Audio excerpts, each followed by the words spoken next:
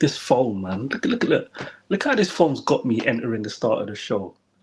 Yo, people. What's going on? Welcome back to the channel. Yo, my bad. Am I sideways? Yeah, yep. You're sideways, bro. I tried to message you. But I don't know if you got the message. What's wrong with this phone? Yeah. My bad. Give me a second. You know what I mean? It's crazy. But big up to everyone locked in. Smash the like button. The Mandem talk is here. You know them ones there. We're there, man. Mondays. It might be 5:15. It might be 5:26, man.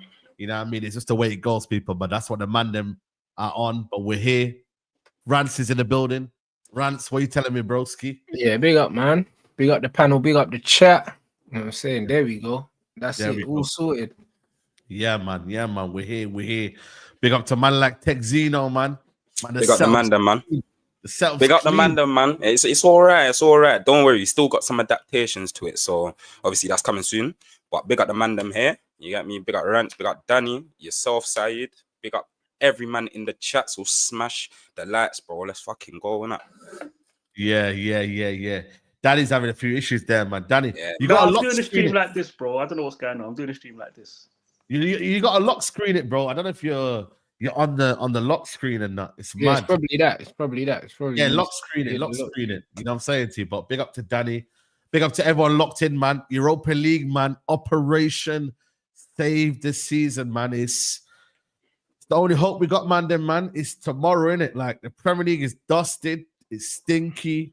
It's embarrassing, bro. The fact that we're looking over our shoulders and we got man like Wolves. You know what I mean? Basically, I think they caught up to us now. I think they're ahead of us or they're level on points. I don't know. But them, man, you get me. You got Tottenham. Obviously, they're still. I can't believe Tottenham are worse than us, man. That's crazy, you know. Even though they've got more goals than us. And yeah, man, the season it's been a rubbish season, man. And this has been our only really hope, really. Like this this Europa League. Like from when it started, I said win the Europa League, but I didn't think our season would be depending on the Europa League. I thought it would have been a bit of a added bonus. You know what I mean? Something where you could just say, you know what? If you win the Europa League, cool. If you don't, you know what I mean? You're in the Champions League anyway. You feel me? But yeah, man, it is serious, man. Tex, you know, I'm gonna come to you, man. Our bigs tomorrow, man. How you feeling, man? What's the vibe, you're feeling right now? It's vital for our season. That's the only thing to play for. You might as well only play on Thursdays, bro. Real talk. Yeah. So I mean, let's be real.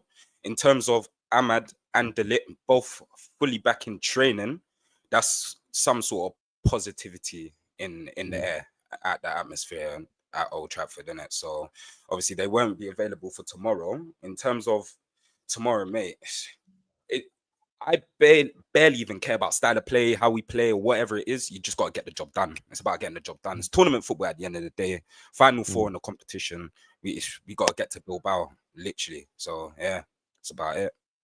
Yeah. Like the thing is, right? I feel like this one here, we got to play football, man. Them no, I don't know if we're gonna, because they could defend. I watched the goals that they conceded, bro. Second least conceded goals, I think, in La Liga. You know what I mean? They don't score many, but you know they're still fourth in their league. You know what I mean? They got tricky players. I believe their number 10's out though, but again they've got Nico Williams back, so I think that's a plus for them. But I feel like this one's one of them where we've got to play some football to win. Though we need to get some goals in the team. They could defend. If they weren't so good defensively, I would have been more confident. I'd be like, you know what? On our day, Bruno, Sutton, you know what I mean? Obviously, Ahmad's back, but we don't know how fit he is, so we can't rush him. You would have thought there'd be a bit more hope, but with a team that's so defensively good, breaking them down, it's you said they're defensive. Do they play with a low block? I haven't seen Bilbao this season. I wouldn't say it's a low block, you know, but it's like almost like defend as a unit. You feel me? Like defending as a unit and a low block are two different things for me, man. Like low block, they set in their ways to be a low block. I don't think they do. And when I watched them against Real Madrid and when they had their team shape, I thought to myself, you know what, man, these guys are serious, bro. And them man have got a proper team shape on them. So that's why I'm like, but like I said to you, they've got players on the break that can hurt us. You know, they've got the players that can do whatever they want. The two brothers are in there. You know what I'm saying? So I can't call it, man. I want to be hopeful, but the hope, I don't know if it's going to carry me through this one, Mandem. I don't know if the hope is going to carry me through this one. You know, I think we need to play ball to win this one. You see PSG, they played ball last night. That's going to get to the final. They're going to ball them out. How are we going to magically play ball, though? Are we just going to magically play ball? How's that going to happen? You got to start all the footballers first. And is that even going to happen tomorrow? So, I mean, yeah. Yeah. Well, what are you saying, Danny, man? How are you feeling, bro, in this one? I don't watch Bilbao, innit? So just got to get the job done, bro. Not really much to say. We just need to find a way to win the game. You need to get to Old Trafford with the worst case a draw. If you get a win, that'd be amazing. But old school rules. Come away from home with a point. Back in the day, you could be playing nobody from Greece over 2 legs. You get a point. Get them back to your gaff and win. So yeah, it don't matter who it's against, bro. Those are the rules of Europe, innit? If we do that, we know Old Trafford is the 12th man. So yeah, the assignment's pretty clear, bro. You just need to get a result, whatever it is tomorrow. Yeah. What we can't do though, I don't want to see what I saw under Oli that year when we panicked Leipzig. Remember, we lost that game in the first half an hour. Yep. Then after that, there was another one. Maybe I'm thinking Ten Hag Europa League away from home. Was it Sevilla? Sevilla, where the game just went away from us. The half an hour, yeah. Away from home, you can lose football matches in half an hour in Europe. Yep. You really can, innit? So yeah, we need to avoid doing that. You know them old school British commentators, first 20 minutes, keep it tight and all of that. Yeah.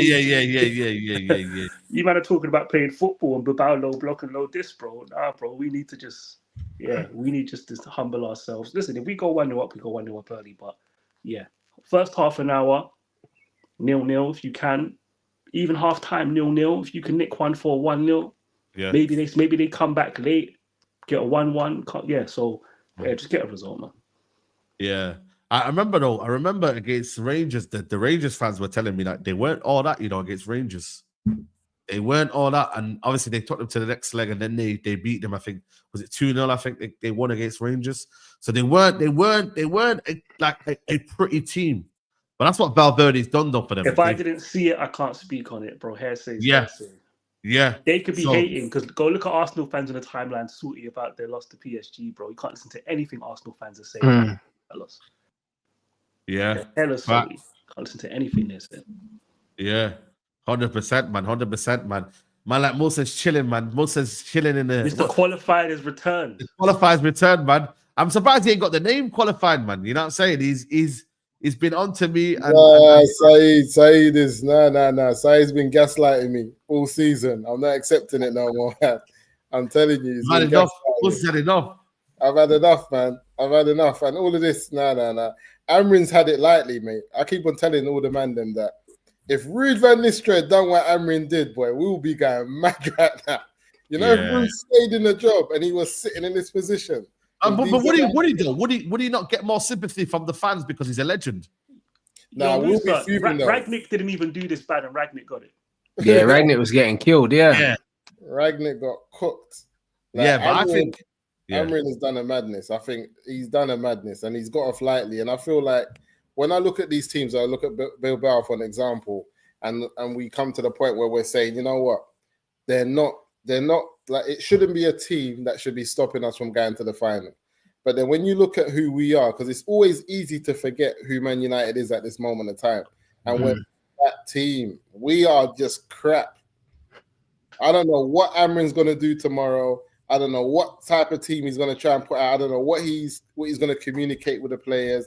I don't know how he's going to try and win the game. You know what the reality is? As much as everyone's saying he doesn't have his players, Amrin's just telling the players, you lot are all Ten Hag's players, do your thing. He ain't giving them no instructions, bro. He's just saying, listen, I can't win with you lot. I can't lose, because when Amrin don't win, it's all Ten Hag's players. Amrin needs his players. When the players go and do their thing and end up in the semi-finals of the Europa League, then it's like, yeah, Amrin's doing his thing in the Europa League. It's not, man. All Eric Ten Hag's players. Eric Ten Hag was unbeaten in the Europa League. And these lot are just doing what they're used to doing, winning, flipping cup competitions. So we have to forget Amrin right now. We need to just beg the players to pull it out. because I can't see any instructions. Bruno, step up, man. Bruno, step up. Right now, so you gotta just say sorry about the whole car park thing and close the whole car park. Yeah, the car park's closed, bro. Yo, I told you. I've not been there for a hot minute, bro. Why do you think I've not been in the car park? It's suspended, man. Until we win it, until we know the outcome of this Europa League, yeah, the car park, I've not been about there, bro. I've told him, yo, nobody is going into the car park. No one's getting none of that car park treatment. Right now, do your job. It's suspended. You know what I mean? It's like, yo, like you cannot do anything wrong for me. But I do get what you're trying to say, Musa, you know, because it's like when they ask him questions about Hoyland, man just says, just score. I don't care, just score, bro. You know what I mean? You know, he don't even say like, how can we get the best out of him? It's about the brother scoring. Yeah, because even in that competition, I don't know how many goals he's got, but I think in the group stages, this guy had like 6 goals in the group. I think it was 5. 5 or 6. Yeah. And he ain't been scoring since. Even in that competition, the goals are trying. That's why the manager ain't got nothing else to say. Yeah, he ain't got nothing else to say. It's like, yo, just score. You know what I mean? Like, just do. We need to be nice. Hey? We need to be nice to the players. We need to go on. We need to be in their Instagrams. We need to go on there and comment and just be nice to Bruno, because it's not about Amrin. Amrin can't win us this competition. You know, man. The players, the same way everyone says Amrin can't coach the players. The players are crap. They're not good enough. We need to beg the players to pull out another victory for us, because it's not about Amrin for me right now. Right now, it's all on the players. But you see how they did it on the 10-hour when the FA Cup final. They did it when because sometimes when I fear the worst with these players, they pull out of the bag, you know. But like even now, we were coached well in that FA Cup final. Eric Ten Hag always had his moments. He's just a nutter. He's just a madman. So good tactical moments and horrible tactical moments. In that FA Cup, bro, we said you're not playing through the middle. That's what we said tactically. You're not playing. You start Bruno false 9, innit? Yeah, like we're not playing through the middle, but we're not going to compromise ourselves out wide and get caught out wide. So the balance was perfect. Stopping through the middle, but we can contest the switch of play. With this manager's 5-3-2, I was having this conversation with someone the other day. How does your back four end up narrow in a 5-2-3 or a 5-3-2? That's the manager's fault. If you don't understand that, you don't understand football. I'll be real. When you play with a back 5 and you end up narrow, like a back 4, you have a structural problem. Do you know what I'm saying to you? So I get what Moose is saying, bro. He's preaching to the choir, bro, and you're saying that when I'm around, I'll be real. Because, it's not about him. Like, that game management, no sub from half-time, basically, because it was an injury. Shaw came on. To 87 minutes, no substitutions. And you can see 2 goals. 71st minute, no sub. 77 minute, no sub. 10 minutes after the second goals, your next substitution. We do that again, we're going out. You do know that. Yeah, it's not something you can keep doing in Europe against anybody and get away with. So Moose is right, bro. Hopefully the players have something for us, man. That Lyon game was pure passion, Mandem, and pure vibes. Let's be real. Like that game there, even though, don't get me wrong, Garnacho buries that chance. It's a different game, innit? Yeah, he should have he should have done that. You're right. He should have done that. But then again, Garnacho ain't been doing that. So it's not as if you know what I mean? Like I can say there's a kind of, I've got a backlog of Garnacho burying chances 1v1 because I've seen he's not been bagging chances 1v1. But it's kind of unfair though, bro. A lot of our games come down to, if you watch other teams that are actually decent, they can miss those, bro, and it's not a problem. Yeah, but he misses it constantly though, so there's not a case of like, you know, but Saeed, bro, for us, guaranteed to score that. One big chance is always life or death. That's because you're not a good team. Yeah, you're not a good team. I'm seeing people every game, they do a comp of 1 or 2 chances. I'm like, go watch another decent team and guess how long the comp is for chances. It's more than 2. It's 4, 5, 6s, variety of chances, 2 clear ones, 2 decent ones, 2 clear shots from the edge of the box. It's a mixture. With us, it's always down to 1 or 2. Only if we did this, only if we did that. It's not good enough, bro. Don't get me wrong. Garnacho should have scored. He should have scored, but that's going to keep on happening because as a team, we know we actually can't create good chances and open play consistently. That's why it becomes so. And here's the thing: the players know it. You think they don't know it? Yeah, of course. Yeah. You think they don't know if I don't score this? That's why Bruno was spamming shots against Bournemouth. Because he was like, yo, F it, I'm going to take this into my hands. And the old Bruno came out. Spamming. I mean, yes. Standing, yeah. I mean, shots. Or did he show some balls? Saeed, pause. Well, I don't know, man. There's a You fine don't line. know. You feel me? Because you weren't playing Fine it line. safe, was he, Saeed? You weren't playing No, it there's safe, a fine was he? line. There's a fine line between. There's a fine line, yeah. For Actually, those who there's a don't shot. know, that's the indirect to something in there. He knows what Yeah, I'm if talking about. they know. But honestly, the thing is for me though, with United, we don't really create a quality. Like the quality of chances aren't great though. Let's be honest though. Like we still, like we'll get these XG and that everything like that, but it's like really the quality of the chances. I'm not saying thinking, oh man, we should have really battered it. Like I can say that maybe Arsenal game where we had a brilliant amount of chances that we should have scored, but I don't come out of every game thinking, boy, we battered this team today. I don't think like that. I don't really think like that, bro. So yeah, but that's why I think we're only going through based on vibes, bro. Like defensively, the only way we go through is by being very compact and just putting your bodies on the line. Going forward, it's a term for me, anyways. Take your chances. We're not going to create so many chances. When was the last game we done that? Against Arsenal, again, bro, we kind of got life, to be fair. And then we started creating chances towards the end of the game. Do you know what I mean? So, bro, we just got to go through based on vibes, man. That's the only way we go through. Mark my words. There's not going to be anything beautiful about it, bro. It's just going to be total chaos. You know what I mean? So, yeah. Yeah. But I'm here for it, man. That's football, bro. Yeah. I'm here for it. That's football at the end of the day as well, man. When you're down bad, these are the type of moments that kind of, have positivity going into next season or whatever it is, etc. If you do win these games, innit? But yeah, man. No, I agree. I think, like I said to you, that sense of urgency now is coming. Obviously, Ahmad's back in the squad. You know what I mean? And it's just, bro, like, even though I don't know if he's fit enough, they've had to force him back in because with the injury of Diallo, and the lack of goals and creativity in this team, and that big game player, which Ahmad is, we've had to rush him back. And I don't know if he end up getting injured even more, but we need him now. We need him. Let's be honest. We need something. We need a bit of life, Mandem. Like, there's not much life in the team right now, especially when you're having to play Bruno further forward and you're having to play certain players maybe in a position where they don't need to, or you can play maybe Ahmad at right wing back and then kind of have almost Mazraoui back in his position. So you've had to get Ahmad in early. You know what I'm saying? And this is kind of almost like an urgent matter now, bro, because like I said, he's our last kind of really hope, and the quality is been missing. You feel me? Like that quality there has been missing from Ahmad, bro. Do you know what I mean? So that there, it just shows you where we're at right now. It is very, very much a big game on Thursday, tomorrow. Big game, bro. Winning games on his own. That amount of games where he's just won on his own, bro. It's ridiculous. He's built. But I don't think he's the kind of player that you rush back, especially to play at wing back away from home, bro. I think he's more vital in the home leg. Like, if we're going to go there to defend, which we are going to, I don't care what this manager says. We're going there to not lose. If we're going there to get a draw, you don't need to start Ahmad to get a draw. Well, so you think he plays tomorrow?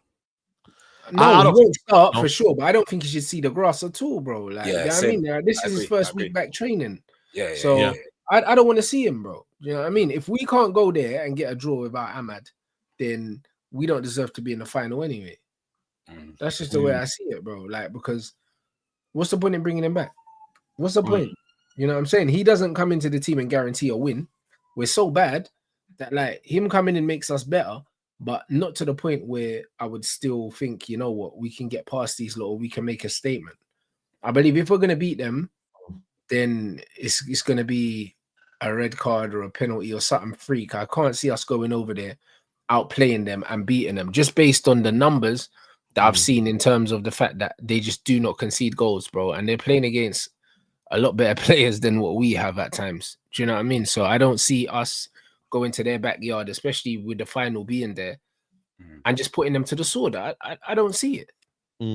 Yeah, you got the game as well in against Brentford as well, that they might give him minutes there as well, just to kind of, get him up to speed, innit? He could still get injured, by the way. Hey? If he's been rushed back, even that plan, he can still get injured. Yeah. That's it. Yeah, because that's more physical, isn't it? The Premier League's more physical. No, just in general, if you've been rushed back or you're ahead of schedule, you're not fit. Yeah, you're usually on the line, bro. Like, yeah. You know what I mean? Yeah. Yeah, 100%. You know what I'm saying? So I think with Bilbao, right, with what they're gonna do, like obviously the Nico Williams one coming back is a big plus for them. But Spanish teams, like, is it a myth United struggle against Spanish teams? I mean, the thing is, right, with Real Sociedad, I never really see them as a threat. But I don't know what it is, man. With the Spanish teams, man, we somehow, even that final, to be fair, Villarreal, I think we should have beat them in that final. We were a dominant team in that final. Yeah. We just didn't take our chances. Remember, like we were controlling the game for large parts of that game. Didn't beat them there. Sevilla won. I ain't gonna lie to you. Sevilla won. Remember that one? Martial, we had chances that game. We dominated the game. Then they beat the Oli one. Yeah, the Oli one. Martial should have buried that game still. Yeah. Should have buried it, really. Let's be honest, man. So I don't know if this, and obviously the Sevilla one, really and truly, the first leg, we gave the game away. And then De Gea and Maguire did a madness in the second leg. So have they really got our number? Or do we just not? I always get that mixed up. Was that the Sevilla game is where we were, 3-0 up and 3? What was it again? I can't remember. You know what? We were 3-0 up. No, it wasn't the Betis game. The first leg. I always get the Betis and the Sevilla game mixed up. I don't know why. Which was the Betis game? I don't remember. I remember the Villarreal game was though. The bits of bag too, no? I'm not sure. That was so shit. The Villarreal one was the one that I think Rashford had a stinker that day. And Villarreal's Oli final. And he could have. I was 2-0 up. That was 2-0 up. Villarreal was Oli, and it went to pens in the end. And that one. Penalty. We always slap Sociedad under Oli and this manager anyway. We slapped them up. Yeah. Malacia, Maguire, them I want to stupidity. Yeah, I don't think we don't have a great record against Spanish team, but it's not losing. It's like kind of even overall. If you base it based off like game per game, we're probably up. But based on like getting knocked out and qualifying, it's probably even. Because don't forget, under Jose, it was Sevilla, right, in the champs when he did the whole heritage nonsense that he did for that game. Yeah. So it's knockouts. Like we do get knocked out by Spanish teams quite a bit. But we can beat them as well. Yeah, but when you get deep in those tournaments, especially the Champions League, you have to see a Barca or something more times. You know what I mean? So we don't even be seeing Barca to lose. It'd be like Bilbao and them. But this is what I'm saying. But just in general, do you know what I mean? Because that's it. Even Saeed Ferguson got smoked by Bilbao. Yeah, Munyain, Lorente, Herrera, them man bust the ball. So them man there, like, bro, it's just one of them ones where the Spanish teams did have, they did have an aura in the Champions League and the European competitions for a while, bruv. Do you know what I mean? Yeah. That's probably the biggest footballing lesson I've seen United get by that Bilbao game where we just got torn apart, man. And maybe Basel as well. Basel, I think they done us over as well. Basel. I think we've got a lot of those humblings under Ferguson, I'll be honest. We got where we just it's true though, man. Like, listen, don't get me wrong here. Like, he's been able to kind of obviously do his thing and win games and whatnot, but there's been some tactical, you know what I mean, masterclass. That shit weren't happening when Carlos Queiroz was there though. Yeah. Obviously, Carlos Queiroz came in and started to do his thing and that and helped him a little bit. But this is what people don't realize, like, you need that though as well. Like, you need a number two. Your number two is, you're only going to be as strong as your number two as well. Like, you need. Yeah, but that's what Danny was saying about Amorim, bro. Who's his fucking number two? Some 30-year-old fucking. I can't lie. 30-year-old championship manager mutant. Do you know what I'm saying? It's like, bro, like, it's peak. That's the thing. I've seen this guy playing at this level. I don't know who this number two is. And say what you want about feelings. Alex Ferguson don't keep people around for no reason. A man disrespect feeling. But even if his wisdom is understanding what's happening in the dressing room, because that's important, he still has some wisdom in feeling there. And Carrick understands the game. He's a deep line playmaker. So, this man, I don't know what's there for his stuff. He's very influential, this Carlos Fernandez. Like today, I was watching the training and he had Dorgu and Mazarawi doing some one. I don't know, but you know what I do know? Sometimes, listen, from Liverpool fans, they were telling me, if you know about that guy who wrote a book, the number 2 for Klopp, forget his name. Linders, Pep Linders. He was the man though. He was the man when it was Klopp's idea. Yeah. Liverpool fans will tell you when he had his idea that Klopp let him do. And that's why Salah stayed wide more often, wider than he normally would. And they would tell you, Klopp, stop listening to him. Do you know what I'm saying to you? So there's a gift and a curse with that. Like, I believe though they didn't want to really. Look at Rene. Now hold on a minute. They didn't really want to cut Klopp here, so they blamed. They shift the blame. Maybe it could be that. I did say I don't know. I think it is that though. It could be that. I don't know. I know he wrote a book. I know he was talking about chasing and not pressing. I found it funny, innit? But even if you look at Rene is a good coach. He's not a tactician. Yeah. Rene is a guy, if you're centre back, you're weak at headers, he'll get you working on your headers so you can head up. You know them good defensive headers that have to go wide, but you were getting it too short edge of the box. He'll improve you there. Back to goal, he'll improve you. Yeah, big up runs. You're crossing, that's what Rene is for. Carlos Cruz was a tactician. You need those things, innit? I've always said, you see De Zerbi should be working for Jose Mourinho. Mourinho still be top of the food chain in football. But these coaches want to be managers like Pep now, unfortunately, innit? So that's there's a lot of that's the danger with these new coaches. You don't know which one should be number 2 and which one should actually be managers. That's for football clubs to figure out. But a lot of these guys should not be managers. They should be number 2s to more experienced coaches. Wayne Rooney should be number 2 now. He should humble himself. Come on, bro. Look at Sahin. Sahin just got fired from Dortmund. He's 36 or something. How old is Sahin? He's not even in his 40s. Yeah, you know what? That's a shout, you know. Who now wants to be a manager now? Is it Carlo Ancelotti's assistant wants to become a manager now? It's like, yo, I'm having this now. You know what I mean? Like, who's his assistant? I saw he had his son there. No, it's not. It's his assistant apparently wants to be a manager. So he's coming had out different assistants, bro. Because in his first stint, he had a Scottish guy. He had a Scottish guy. He was actually took to. That was at Chelsea. Clement. His son that wants to become a manager. Yes, I swear his son's his assistant. Oh, it's his son that wants to become a manager. Yo, okay, fair enough. I thought it was a different sort of manager. So it's his son then. I see Fabrizio Romano tweeting about, remember, what's his name? Rosenier used to play at Fulham. Liam. He's a bad boy. I like him, though. I like him. But, bro, all these men are young. Like, yeah, I know. What happened to the 50-year-old? Learned their trade, though. Rosenior's learned his trade. He's gone to Hull. He's gone here. He's gone there. You know, he's done his. I hear you, but where are the men in their 50s, bro? Why are all these managers 45 and under? Where are the men in their 50s? Because I tell you why, the men who were over 50 plus were killing it. Yeah, they were killing it, bro. Even up into the 2010s. Do you know what I'm saying to you? Yeah, but they're not trendy anymore, bro. You know what it is though. Shall I tell you what it is? That's probably it. You leave your job. You then like you got to remember. Look at for example this manager here. Mourinho calls him on and says, "Yo, come do your coaching badges under me, work under me, etc., etc." He gets his high profile moment. He then straight away when he finishes his career, he don't do anything else. He don't go this down, chill, go and venture out into your businesses. He goes straight into management. Does well at Braga, gets promoted, does well there. To be fair, like his CV is actually not bad at Amrin. He does well in the Portuguese league. Then a load of top clubs come in for him. Liverpool supposedly reject him. Then he moves over. Boom, United come in and he's took the opportunity. He said, "Let me stay till the season." He said, "Nah.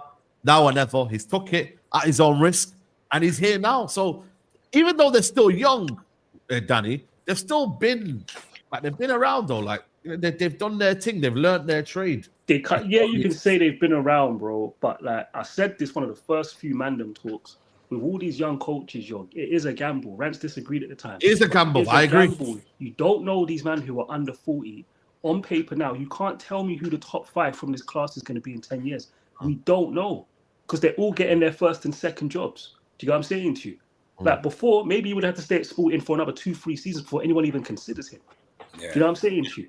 Now they'll pick you up early. A title, right? Like Xavi has won a title with Barcelona at the age of what? Yeah, but they do their thing where the manager comes through their system because their coaching standards are different in Spain. It's not like you could argue that Xavi's as much of a gamble as any of these managers. Like he's not because he did it in a top 5 league. I'd be real. I don't really look at the Premier Liga, Italy to a different degree. I don't consider the Bundesliga a top league like that, even though it is, but there's still levels. Portugal to Germany is still a big drop-off. And that bottom half of Germany is championship level. Do you know what I'm saying to you? So it depends on the country as well, innit? But I think you're either good or you're not, man. A lot of these look at what's his name at Atalanta. He's clearly a good manager. Gasperini. He clearly should be considered for some top jobs, but he's 50 plus, he's 60 plus. Yeah, he's 66. He's not young. But then he's playing with a back 3 better than this man who's 39. Xabi Alonso, he was 40, won the league unbeaten. This guy that's coming out Brighton now, I think he's 31. Yeah, but what? Like, but the thing is, even Xabi Alonso, like, he's a risk as well, bro. Like, they're all risks. They have to be. They have to be. Like, in all honesty, like, there's not many managers with, even though he's got a good body of work on paper, it's not long enough, bro. Like, it's actually not long enough. They're all risks. They're all risks. I don't believe there's many managers below a certain age that are not all risks. Like, they're all risky, bro. Do you know what I'm saying? And this is the reality. Like, back in the day, a lot of these men used to have to maybe ply their trade somewhere, maybe be a number 2 for a little while, and so on and so forth, bro. And a lot of the time, bro, look at Kerosh, bro. He got the Real Madrid job. How long was he there for, bro? You know what I mean? Sometimes you're not, and then he was coaching Iran, bro. Like, sometimes you're not meant to be the number 1. Here's the thing, though, Rants. A lot of these guys get to stick. See, Carlos Queiroz, he realized what it was and fell back. A lot of these men won't fall back, no. They won't fall back. They'll keep going from job to job to job to job. Yeah, that's what they keep doing, bro. They won't fall back, bro. You see what Gary Neville said to Wayne Rooney? He said, he goes, are you going back into managing? He goes, yeah. I said, yeah. Let me not say why Wayne Rooney's in management. There's a reason everyone can figure out. I'm not going to say, but I know why he's in management. Yeah, but also his name as well. Like, it's just a name as well. Like, you know, people want the name Wayne Rooney, the manager of your club. It's not that. I'm going to say it, bro. You just don't want to be at home. Like, a lot of these men, they don't want to be at home, bro. Even Jose Mourinho, I can tell Jose don't like being at home. They don't. That's why he'll manage in any country. You offer him a job in Japan after Turkey, he's going to Japan. Yeah, because you know, family ain't going with him everywhere. You know them. There's no way they're staying where they are. Yeah, he's go anywhere. Yeah, I think football's life, though, isn't it? Like, you get me. Like, you got to remember, like, these man just don't want to. Like, the guy doing punditry. I no respect to Wayne Rooney, but he wasn't a man of many words. You feel me? Like, his interviews were you know what I'm saying? Like, bro, he weren't real talk, he's a man's doing punditry. He's crazy, but what's he on, man? I'll be watching Rooney. He the more he does it, low key, he'll have more to offer than the rest of our legends. A lot of them are terrible pundits, bro. Yeah, they're terrible pundits, man. Terrible, man. Literally, like, even Roy Keane. I love Roy Keane, bro. Punditry is more passion more than anything. Bro, he's a fan, when you're watching the Champions League games, Rio Ferdinand on the third microphone, I have to mute it at some points, bro. Yeah, he's awful, bro. He's awful on the third mic. Awful. He sounds agitated in that text, Zeno, trying to catch his breath, trying to figure out what to say. I'm like, yeah, but he sounds like another fan as well, though, bro. He just sounds like another fan as well. Yeah. It's just all passion. Do you know what I mean? No logic, bro. And he says some silly things like, "Oh, have you seen it?" I haven't watched the video. It always comes up on my YouTube, though. What video is this? Speaking, Rio Ferdinand speaks about Højlund, what Højlund should do, tips or advice. No. It's that's just where like, that's why I disagree. That's where Rio is actually good. I didn't watch the video, so go on. No, that's when Rio speaks about what a player needs to do to become better or change their mentality. He's not like Roy Keane. Roy Keane just tells you you're weak, you're shit, you need to be better and leave it. It's still shit, though. It's still shit. I think it's a stunt, though, because he knows. Rio knows to himself that he ain't good enough, bro. He ain't good enough. No, it's not that text. I'm not talking about that. It's Rio. You need to remember, Rio had a point where people were getting onto him. Yeah. So he tells you what he worked on with Rene to improve his game, because certain things he let slip. Headers being one of them. In that era, 4-4-2, you put a weak header to the edge of the box, it's a guaranteed goal in that era. And he used to do that. So he had to go and work on it. That's why Rio speaks like that, because he did it. He actually did it. This part of my game was weak. I made it better. That's what you need to do as a footballer. So when Rio speaks like that, that's the only area where he's strong. Don't get me wrong. Every other area as a pundit is terrible. So don't get me wrong, bro. I'm just saying he's strong. The only reason why I mentioned that as an example, I could think of another one. It's just he has no backbone, and I feel like he plays up to the media a lot of the times. 100%. When he was very honest about Phil Jones and Phil Jones just, picking up wages and then in he the United locker room. He ended up coming out and apologizing. Why? Because Gary Neville and them, man, you know him. He used to be your colleague. Why are you doing that, bro? If you're a pundit, you're allowed to have an opinion on the next man. The same way Rooney had an opinion on Cristiano, and Cristiano didn't like it. Like it is what it is. When you're a pundit, you're allowed to have an opinion. That's your job. It's what you get paid for. It's as simple as that. You know what I mean? So, but the fact but bro, you've just hit the nail on the head, and this is why most of these man, you can't take anything they say seriously, because there's an agenda, bro. Because why you can't speak on the Phil Jones situation and say what you feel, because you're not supposed to because you're not allowed to. That's some foolishness. Most of the stuff that these men say, there's always an angle, bro. You know what I mean? He was the same one that was trying to compare Garnacho's numbers to Saka and them man there and saying, players he's got more GA than, bro. Like, stop that shit. It's shameless, bro. More times these men say certain things to stay in certain man's good graces, bro. There's always something underlying with it. It's never just genuine critique or genuine opinions. It's not. Most of the time it's bollocks, bro. It's fueled by something else. That's why I don't take Roy Keane seriously when he gets on to Bruno. Because I'm like, you're the same guy who on camera admitted... I love it. Okay, of course you do, because it suits your agenda. But you're the same guy who on camera admitted you were doing PR for Maguire. So you weren't keeping it a buck. What? No, he did. He said we were trying to give you some good PR. He said it straight. Literally said it, bro. Yeah. He said this when Maguire was in the midst of a storm. You decided, because he's English, one of us, all of that, let me do some good PR for him. But Bruno can get it. You got no credibility now. You literally admitted you were doing good PR for a player. Then you want to go in another one who's actually stepping up more. Allow it. Can't listen. But it tells you a lot about our legends. I don't know, man. It's even like with Paul Scholes, but I love Paul Scholes, like one of my favorite players. Awful in the media, bro. I don't know what you're saying about Konya this week. We were talking about, I don't know if it's the right move or whatever. Like, I just like, bro, like, you know that Konya is gonna make this team better. Like, he's a quality player. You've seen him.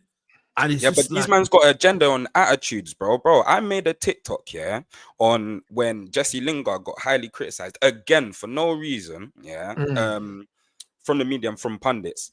I think he responded to Rooney's comment about dancing in a dressing room or some shenanigans like that.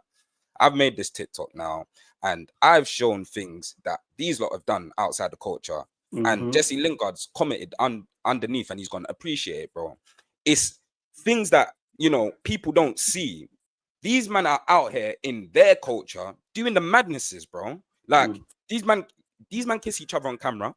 With all due respect, these men kiss each other on camera. These men are doing whatever they're doing with their daughters' toes and all of this. The culture is mental with them. They're allowed to go and drink, get drunk, get wasted, get caught on camera. But if we're dancing or having fun or whatever it is, it's a bad vibe. It's a negative attitude. You're not taking the club serious. You don't love the club. And that's where I don't really kind of, align with... What, when Paul Scholes refused to come on as a substitute for Sir Alex Ferguson? No, he refused to travel. He refused to travel, yes, exactly that. But did that come out in the media? No. It came out, but it's Paul Scholes. It came out. Yeah, but why did Fergie get rid of Keane? Why did Fergie get rid of Keno?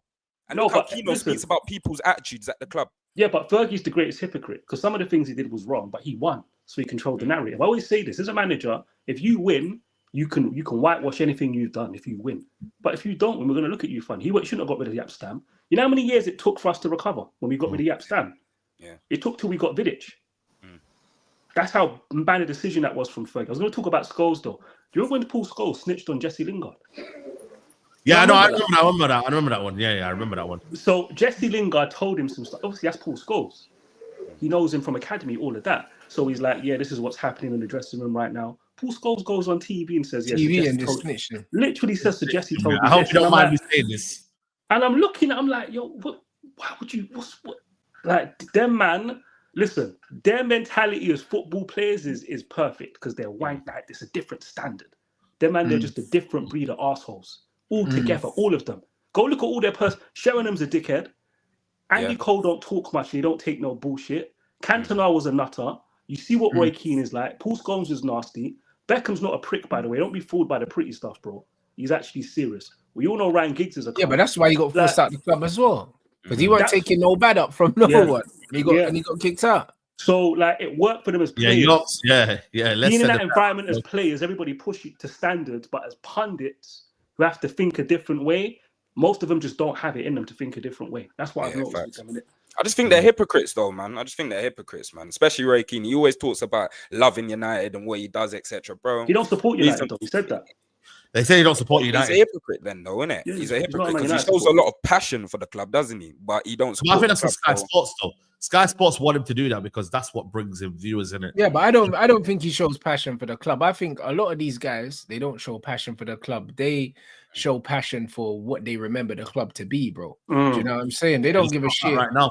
They don't give a shit about the club or what the club is. Everything is about how it was when they were there. Yep. That's what it is. It's like them man still think that they're like the torch bearers for the standards at the football club, bro. It's an ego thing more than anything else. Do you know what I mean? Because they won what they won, bro.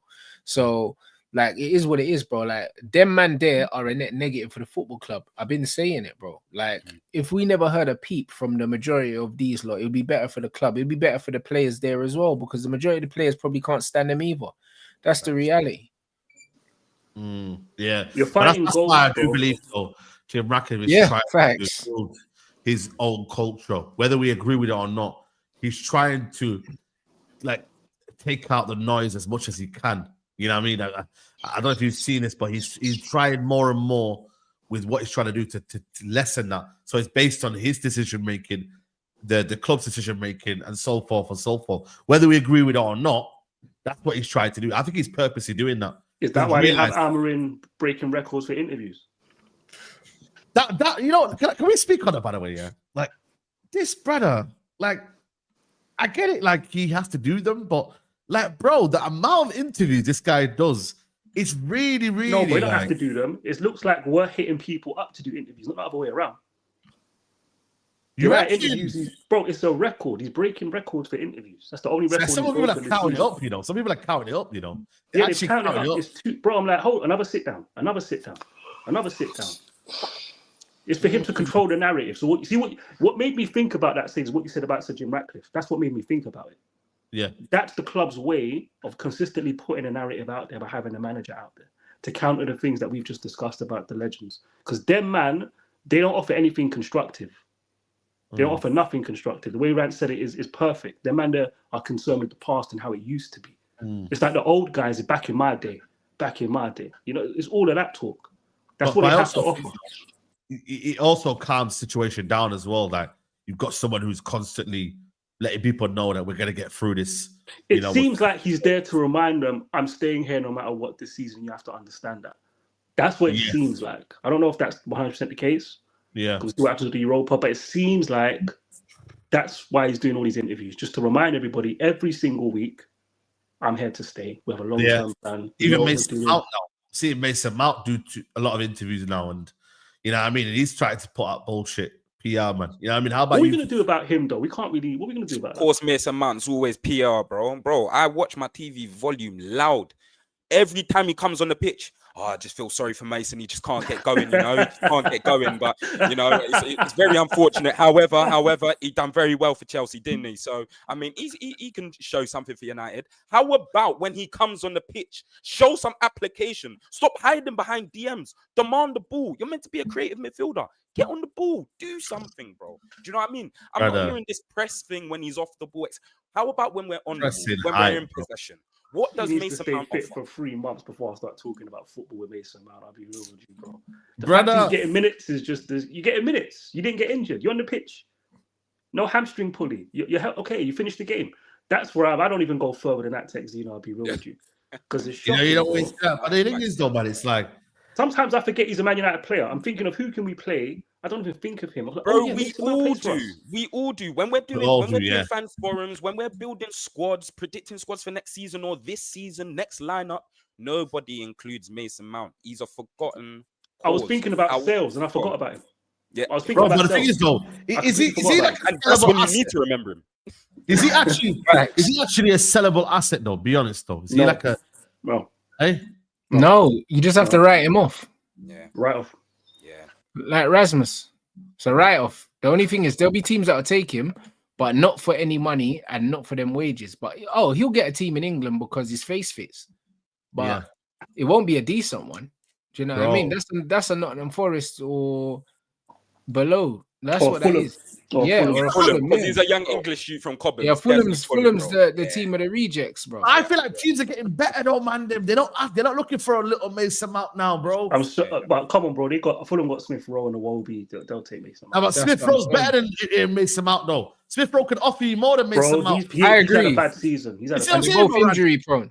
He's just injury prone, but Smith Rowe on the ball's better. He's a better dribbler. He can create more. Mason Mount, bro, when Mason Mount was at more. Chelsea, fully fit, he was a better player than Smith Rowe. He's just not fit. Never did I disagree, because when disagree. Smith Rowe was fully fit for Arsenal, you different. When was he fully fit for Arsenal? For how many games? 10 matches? He was fully fit in his first season. He was fully fit. He did a lot of games in his first season. Mason Mount was fit for like 3 years. Actually won some things. Actually was the main guy. You never thought he was better than Smith Rowe, though. Come on, man. Of course he's better than him because he's performing better. What are you talking about? He weren't perforing, man. What are you talking about? Was a better player.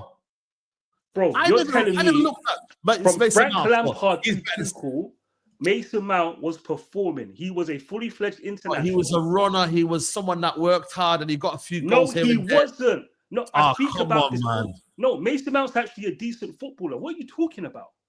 Talent-wise, when I looked at both of them, I could see Smith Rowe. No, Smith Rowe's more of a baller, but the guy's only had 1 season fit, and it was a youth season. So you're not judging him by any real standards, let's be real. Mason Mount was in the mud at Chelsea, expected to do things, and for 2-3 seasons, he did things. You can't compare them, bro.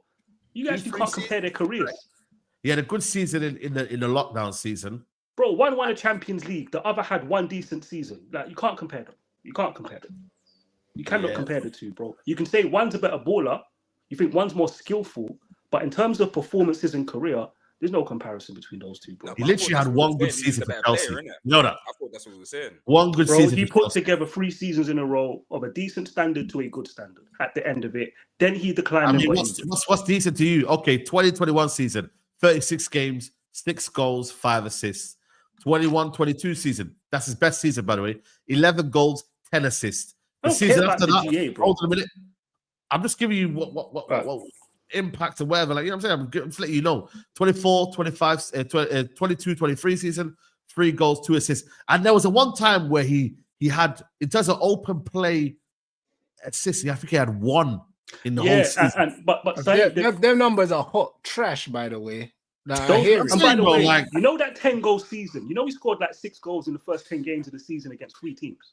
And yeah, that's what I'm saying as well. By the way, he scored about 3-4 of them against Norwich. Yeah, I know, I wasn't making a GA argument. Here's the thing: I watched it and discussed it with Chelsea fans over 3 years in real time. You're going to GA to tell the story. I'm not using. I'm not talking about a player. When I watched Smith Rowe, I thought of a very, very talented individual that I thought, this guy's got it. Yeah, but he's not performed. But he got injured before he got started, bro. He got injured before he got. Mason Mount has actually at least had a quarter of a career at Chelsea. Smith Rowe didn't even have a 10th of a career at Arsenal because he got injured. Do you know what I'm saying to you? But by the way, I'm glad you brought up the 1 assist. That is when Chelsea fans started saying, we need someone like Bruno Fernandes. Because this Mason Mount guy hasn't got the killer instinct. Yes, bro, that's what they were saying. The same thing Arsenal fans were saying about Odegaard a few months ago. We need a Bruno. Chelsea fans were saying the same thing about Mason Mount. But fans change quick, bro. Let me tell you something. You see, when Odegaard bagged, 15, 16 goals, no pen. What were they saying then? What were they saying then, bro? Do you know what I mean? So fans change quickly because the way Odegaard plays in terms of playing style, he's a better footballer than Bruno. Not even in quotation, he is a better footballer, hands down. If his GA was to go back up, if he was to take the shackles off, if he was to start letting off the 4-4 no safety at the edge of the box, it's a different conversation again. They'll rather keep Odegaard, bro. It's just football fans. Don't listen to what they have to say, man. Yeah, but that's not really in him. He just had a good season. That was an outlier. He actually but it was an outlier. But these men thought that was going to be his new baseline, and he's not even got anywhere remotely near it since then. So it shows you that he just had a rush of blood. Like that's all it was, bro. You know what I mean? But that's what their whole club did. That was the best football that they'd played in a long time. They should just turn him into a deep line playmaker and forget the final third stuff with him.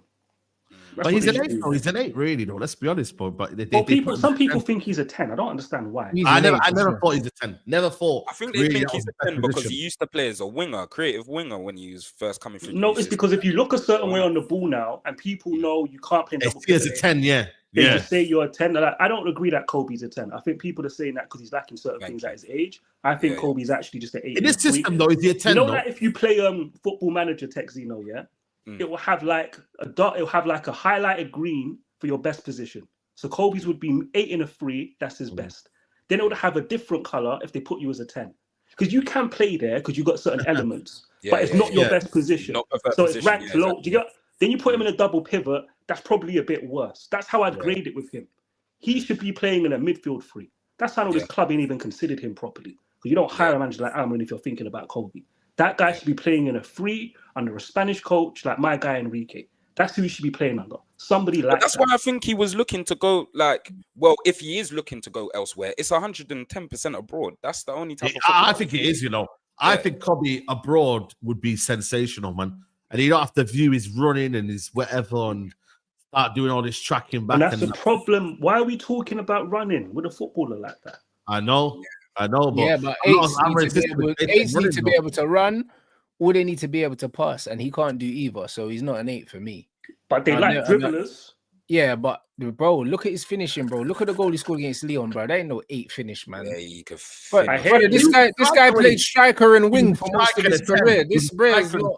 He played striker, 10, and wing, bro. That's what he played in the academy. Like the guy he played as a midfielder, bro. He didn't play as a striker. No, bro. He started his career as a striker, as a youth. He only played in midfield for like 2 years. No, man, the striker thing's like the McTominay story, bro. It's not like even McTominay, bro. Look at the way McTominay finishes. As well. McTominay had to come out and correct people about the striker thing. Somebody McTominay is an attack-minded midfielder, bro. Like he might have played up front in academy, but McTominay, look at the way he strikes a football and look at his movement in the box. I hear you, but he's an attacking midfielder. He was a striker in the academy, and it got repeated like a fact. He played striker. He wasn't a striker. He played striker. That's not the same thing. But either way, you look at his movement and you look at his inclinations. Yeah, you can see what a player is by where they gravitate on the pitch. Bro. Kobe always finds himself on that left wing, bro.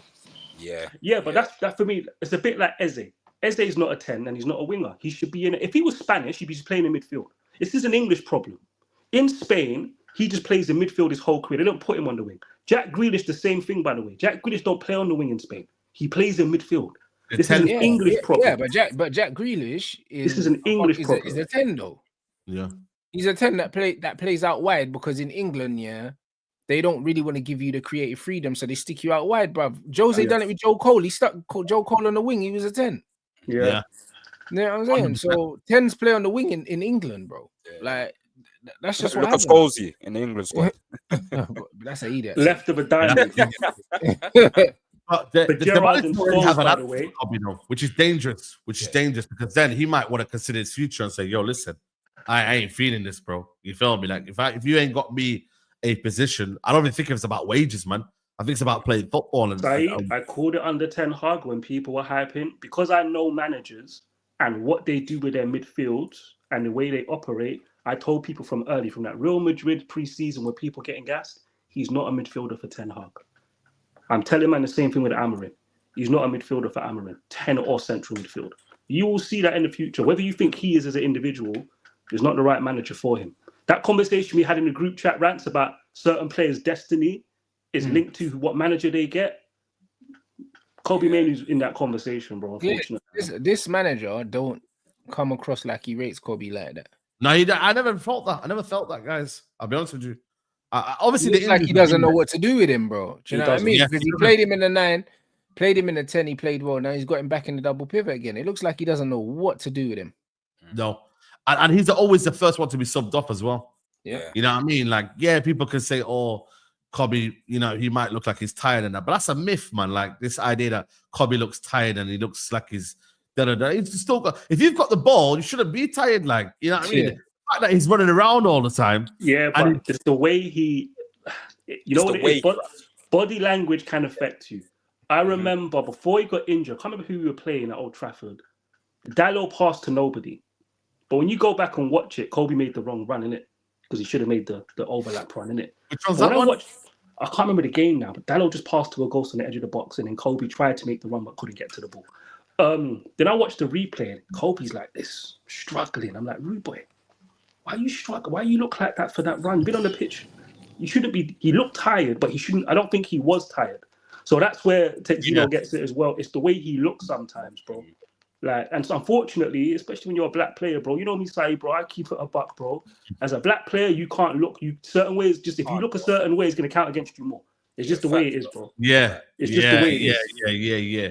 But if you're not athletic as it is, and you look like languid and labored in the way you're moving, Yeah, but the thing is though, but if you've got players that are like technical, yeah, you got him, even for example, Xerxes, he didn't know what to do with Xerxes at the start. He didn't know what to do with Casemiro at the start, and now all of a sudden, guess who's our better players? Xerxes and Casemiro. Yeah, but Xerxes almost had to change his like sort of body language, look over exaggerating when he's chasing the ball back, etc., etc. That's my opinion. I don't know if anyone's seen Xerxes looks more of a lively footballer than he did when he first came in this squad. Yeah, bro, they're trying to turn Xerxes into Joe Linton, bro. That's what man's trying to do. That's what man's trying to do, bro. Turn him into some shit house, bro. Now seeing him fucking roughing up centre backs and that. That's not his game, innit? But it's definitely added something to his game. Yeah. And I mean, and I rate the fact that he's shown the wherewithal to be like, you know what? Like, I actually want this, because he easily could have just said, bro, there's teams that want him. He could have easily said to his agent, yo, get me out of here. This is foolishness. Go back to Italy. Yeah. Yeah, but he's actually he's doubled down and he said, you know what? I'm good enough to be here. I'm going to show them. And he's done that. Do you know what I'm saying? But the manager not using him properly, bro. And he's definitely playing a different game, bro. Yeah, you know what it is for me. Yeah? It's like, this is what I'm trying to say when you got yeah. My bad. Because I thought of something, I forgot of it. You're so Texido. This is an English thing. You know, Ander Herrera, bro, he came here as a footballer. He left as a dog. Yeah, I know. Yeah. Man United will do that to you, you know. Man United will do that to you. you. Yeah, but Ander Herrera is a dog that plays football, though. That's what I was just about to say. He had both traits anyways. To get picked by Mourinho, he was like, oh, this guy don't care about my football. Let me show him the dog that I've got in me. And he stopped showing you. Let me go man Mark Hazard. He stopped showing you he's a footballer, bro, and was like, you're going to know me for mad interceptions, defensive work, and work rate. And Herrera, your man marking Hazard. That's how that happens, bro. This guy, I remember his first pre-season, bro, this guy was getting the ball on the half turn at his feet, switch your play. Yeah? Look what he's done under Van Gaal. One of the best midfielders we've seen. On the half turn. All of that was gone by season 2, season 3 with Ander Herrera. No, facts. One of the most cohesive midfields we've seen post Fergie. I'm sorry to say cohesive midfields, I'm saying, by the way, was Fellaini, Carrick, and Herrera. Yeah, but look at their profiles. I would say Pogba, Herrera, and Matic. No, that midfield didn't deliver. And people need to tell you cohesive. They kept the ball. They dominated midfield. We dominated Anfield. We dominated midfields with that midfield three. Yeah, that's Louis van Gaal. That's Louis van Gaal. Under Jose Mourinho, Matic, Pogba, and Herrera on paper was the best midfield. In reality, it did not work. It didn't work. Yeah, go on. Pogba suffered in that formation, and that's when Mourinho went for him. When we were playing the 4-3-3 with those guys. Jose's better with a 4-2-3-1. He always has been. That's a Jose thing. It's not a Pogba Matic Herrera thing. It's just the manager. His 4-3-3 with those three, it didn't. I remember, bro, because Pogba was struggling, and I'm like, just play 4-3-3. He weren't trusting Herrera. Herrera weren't playing for Jose straight away. It took a while for Jose to trust Herrera. Then when we went to it, I just remember at the time, it didn't produce what I was expecting it to produce at the time, that 4-3-3. It just didn't, bro. Jose's better with 4-2-3-1. He always was. Real Madrid, 4-2-3-1. The Oscar team, Chelsea, 4-2-3-1. He's always been better with that formation. When he had Deco, 4-2-3. He's always been better with 4-2-3-1. It's just Jose. Yeah. But just going back and big up to the Traps as well. Jump in if you want to. Is he in a garage? Yeah, I don't know. Wait. I'm in my garage, but listen. What's happened? What Saeed? You've been saying they do not revisionism, cuz. What do you mean? This is what you're doing right now. We're just having a conversation about. I love to see it, man. How is this revisionism, bro? We're not talking about. It makes me happy. You know what revisionism makes me happy, man. I don't let him land. I know he's going to talk about McTominay, glaze up McTominay. You know what I mean? But no, wait. Hold on. What? Sorry. Yeah, you want to talk? You're talking it. You talk. You want to ingest the elephant in the room. The homework.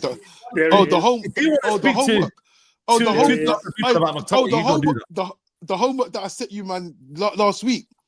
Kicked me out the stream and that. Yeah? You're not laughing now anymore, are you? You're not laughing anymore, are you? I don't know. I don't watch It's not funny anymore, is it? It's not funny anymore. Are you watching Napoli every week? I didn't know that, you know. Go on. No. We're not going to do that. You enlighten us, innit? You enlighten us. I'm not enlightening anybody. I just told you, yeah, 2025 is the year of the unqualified. That includes myself. Yeah? I want to go back to being a football fan. Where I just go to games, I watch games, and I enjoy them. That's what I want.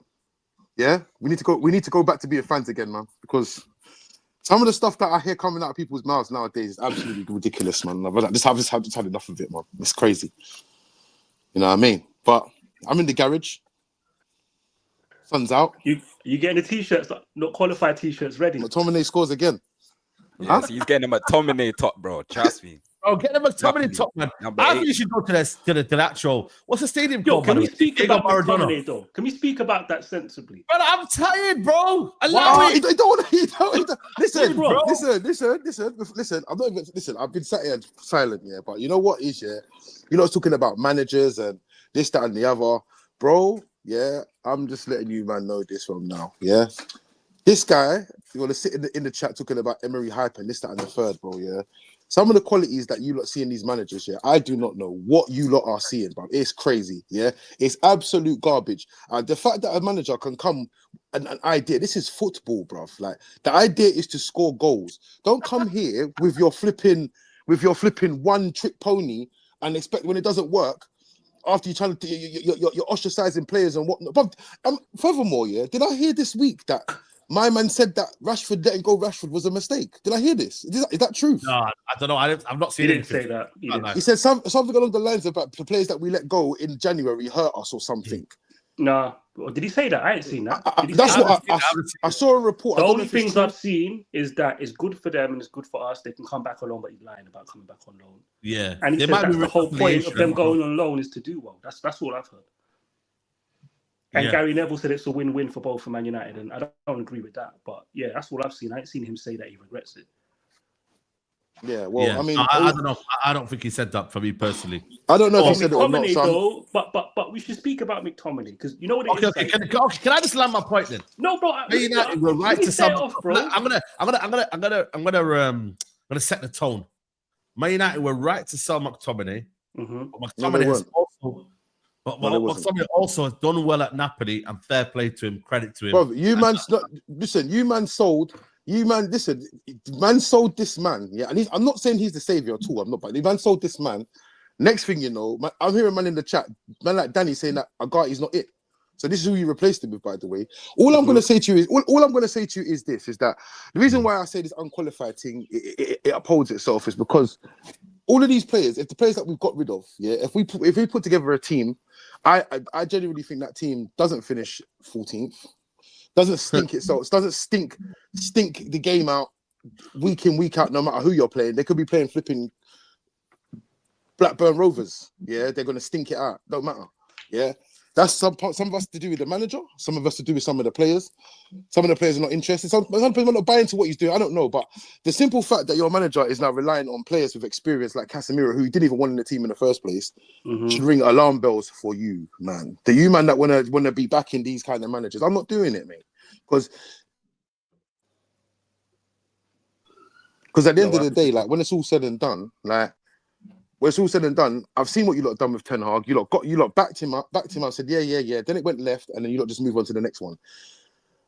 I'm sorry. Yeah, that's fair. No, you can do that. It doesn't make. But the point is that when you lot do your post-mortem or whatever you want to call it, yeah, we never quite get a conclusion as to why it goes left, innit? We never go. I just think we do, bro. We do. That's what I was going to speak about with McTominay. This is where, number one, I agree we should have sold him. I always said he's worth 40 million because I know he's going to score 10 goals in that league. Fair. It's obvious he's going to score 10 goals in that league, playing week in, week out. Especially when it's slower as well. So it's 40 million. So I was never happy with the fee. There were people who would have took 20 when they originally offered 20 and tried to bump us. Even 25 million. 10 goals from midfield in Serie A. If you try to buy that midfielder who didn't have the reputation of playing at Man United and being hated on, they're asking for 40 million. I promise you. That's the first thing. The next thing, I didn't want to replace him with Ugarte. 10 goals is more valuable than what Ugarte brings. That's my problem. When you get somebody, you need to get me someone better who moves the team forward. I always say this. So the lesson here and the conclusion is, Traps, stop cheering players leaving and start thinking about if the player coming in to replace them raises the level. Is it worth it? Exactly. That is the lesson. I just got the wrong replacement. We've sold players. Fellaini, I hated Fellaini. Scapegoated him. He went. Look where we are. Told Pogba to fuck off and leave. Are we any better? Matic is gone. Are we any better? Martial's gone. We went and got a young striker. Is he any better? No. Ronaldo was here, gone. It's about what you bring in. About the replacements. That's the lesson, bro. It's every If you year replace I see the same players, we ain't having this conversation. No, but I see the list every single year. I said this to KJ from the terrace the other day. Don't you get bored of this list of who we need to sell? We've been doing this since 2019. And it moves so slow down here as well. Here's who I'm selling. The following season. Here's who I'm selling. The following season. Here's who I'm selling. No, bro, the better quality. We've been selling players left, right, and center. Better quality has to come in, bro. You know what, better quality don't come in and raise the level. We've got 6 new players from but the it's summer. two things can be right. People in denial about the level of those players. But Danny, 2 things can be right there, you know, because we've had Mandem on the books for like who are coming up to 10 years who've done. No, who? Zilch. Luke Shaw, man. Luke Shaw, bro. Come one on, bro. guy. So yeah, what? but even Maguire's outstayed as well. Lindelof's outstayed as well. Since Luke Shaw, Leon, I think we've bought probably 40 football players. So what? But listen, I'm saying 2 things can be right. You're both right, though. Yeah, exactly. That's what I'm saying. 2 things can be right. Wait, let me just come in. Let me address the elephant in the room quickly. Yeah, Traps. I get it. Traps. I understand. I get it. Listen, 10 goals. Let me give you the backstory. Let me give you the backstory. Yeah, Traps never wanted Ten Hag. Yeah, and he said it from early. I called him out on that. Yeah, he showed me the evidence that before Ten Hag come in, he wasn't feeling. I think Danny, you were similar, innit? You man both were kind of like, not sure about. No. I backed Ten Hag. Are you backed him? Okay, somebody else. Who is he? Huh? I was like, who exactly. He said, who is he? Yeah. Obviously, Emery's gone on to do things. Traps his guy. Tommy Tuch has got the England job. Traps his guy. McTominay's gone to do things. Traps his guy. So obviously, Traps is on that. I told you, man. Listen, don't walk in the fire, innit? And man walked in the fire apparently. So this, you know what I mean? Traps is living right now. No. When I go in the group chat and I spend my days listening to Emery hype and I've been at it because man are getting beat. No, we're criticizing Emery. Then man are sitting there. Then when I sit there sucking off Glasner, like, you know what I'm saying? Like, pause. This is a joke. It's a joke thing out here. Like, it's a joke. It's a joke thing. It's a joke. Has Emery got it's a joke thing. Hold on a minute. Has Emery got Aston Villa to a final? Yes or no? Bruv, they are in the Champions League for the count of themselves. What are you on about? Saeed, you can't do that. Saeed always does this, you know. Traps, he always does this. Yeah. And do you know why you can't do that, Saeed? Do you know what? No, hold on. Do you know why you can't, Saeed? Do you know why you can't do that? Answer the question. You can't do that because you... Answer my question. With the budget that Glasner has had, has Emery gone to a final, took them to a final? Yes or no? Who? The club. Aston Villa. Yes. No, he hasn't. But he's done it with other clubs. He's done it with other clubs. I'm talking about with the club. Hold on a second. Yeah, but this man's won like 5 Europa League time, bro. Hold on a second. Did he not just play a semi-final this weekend? Yes, and who did he get absolutely outdone by?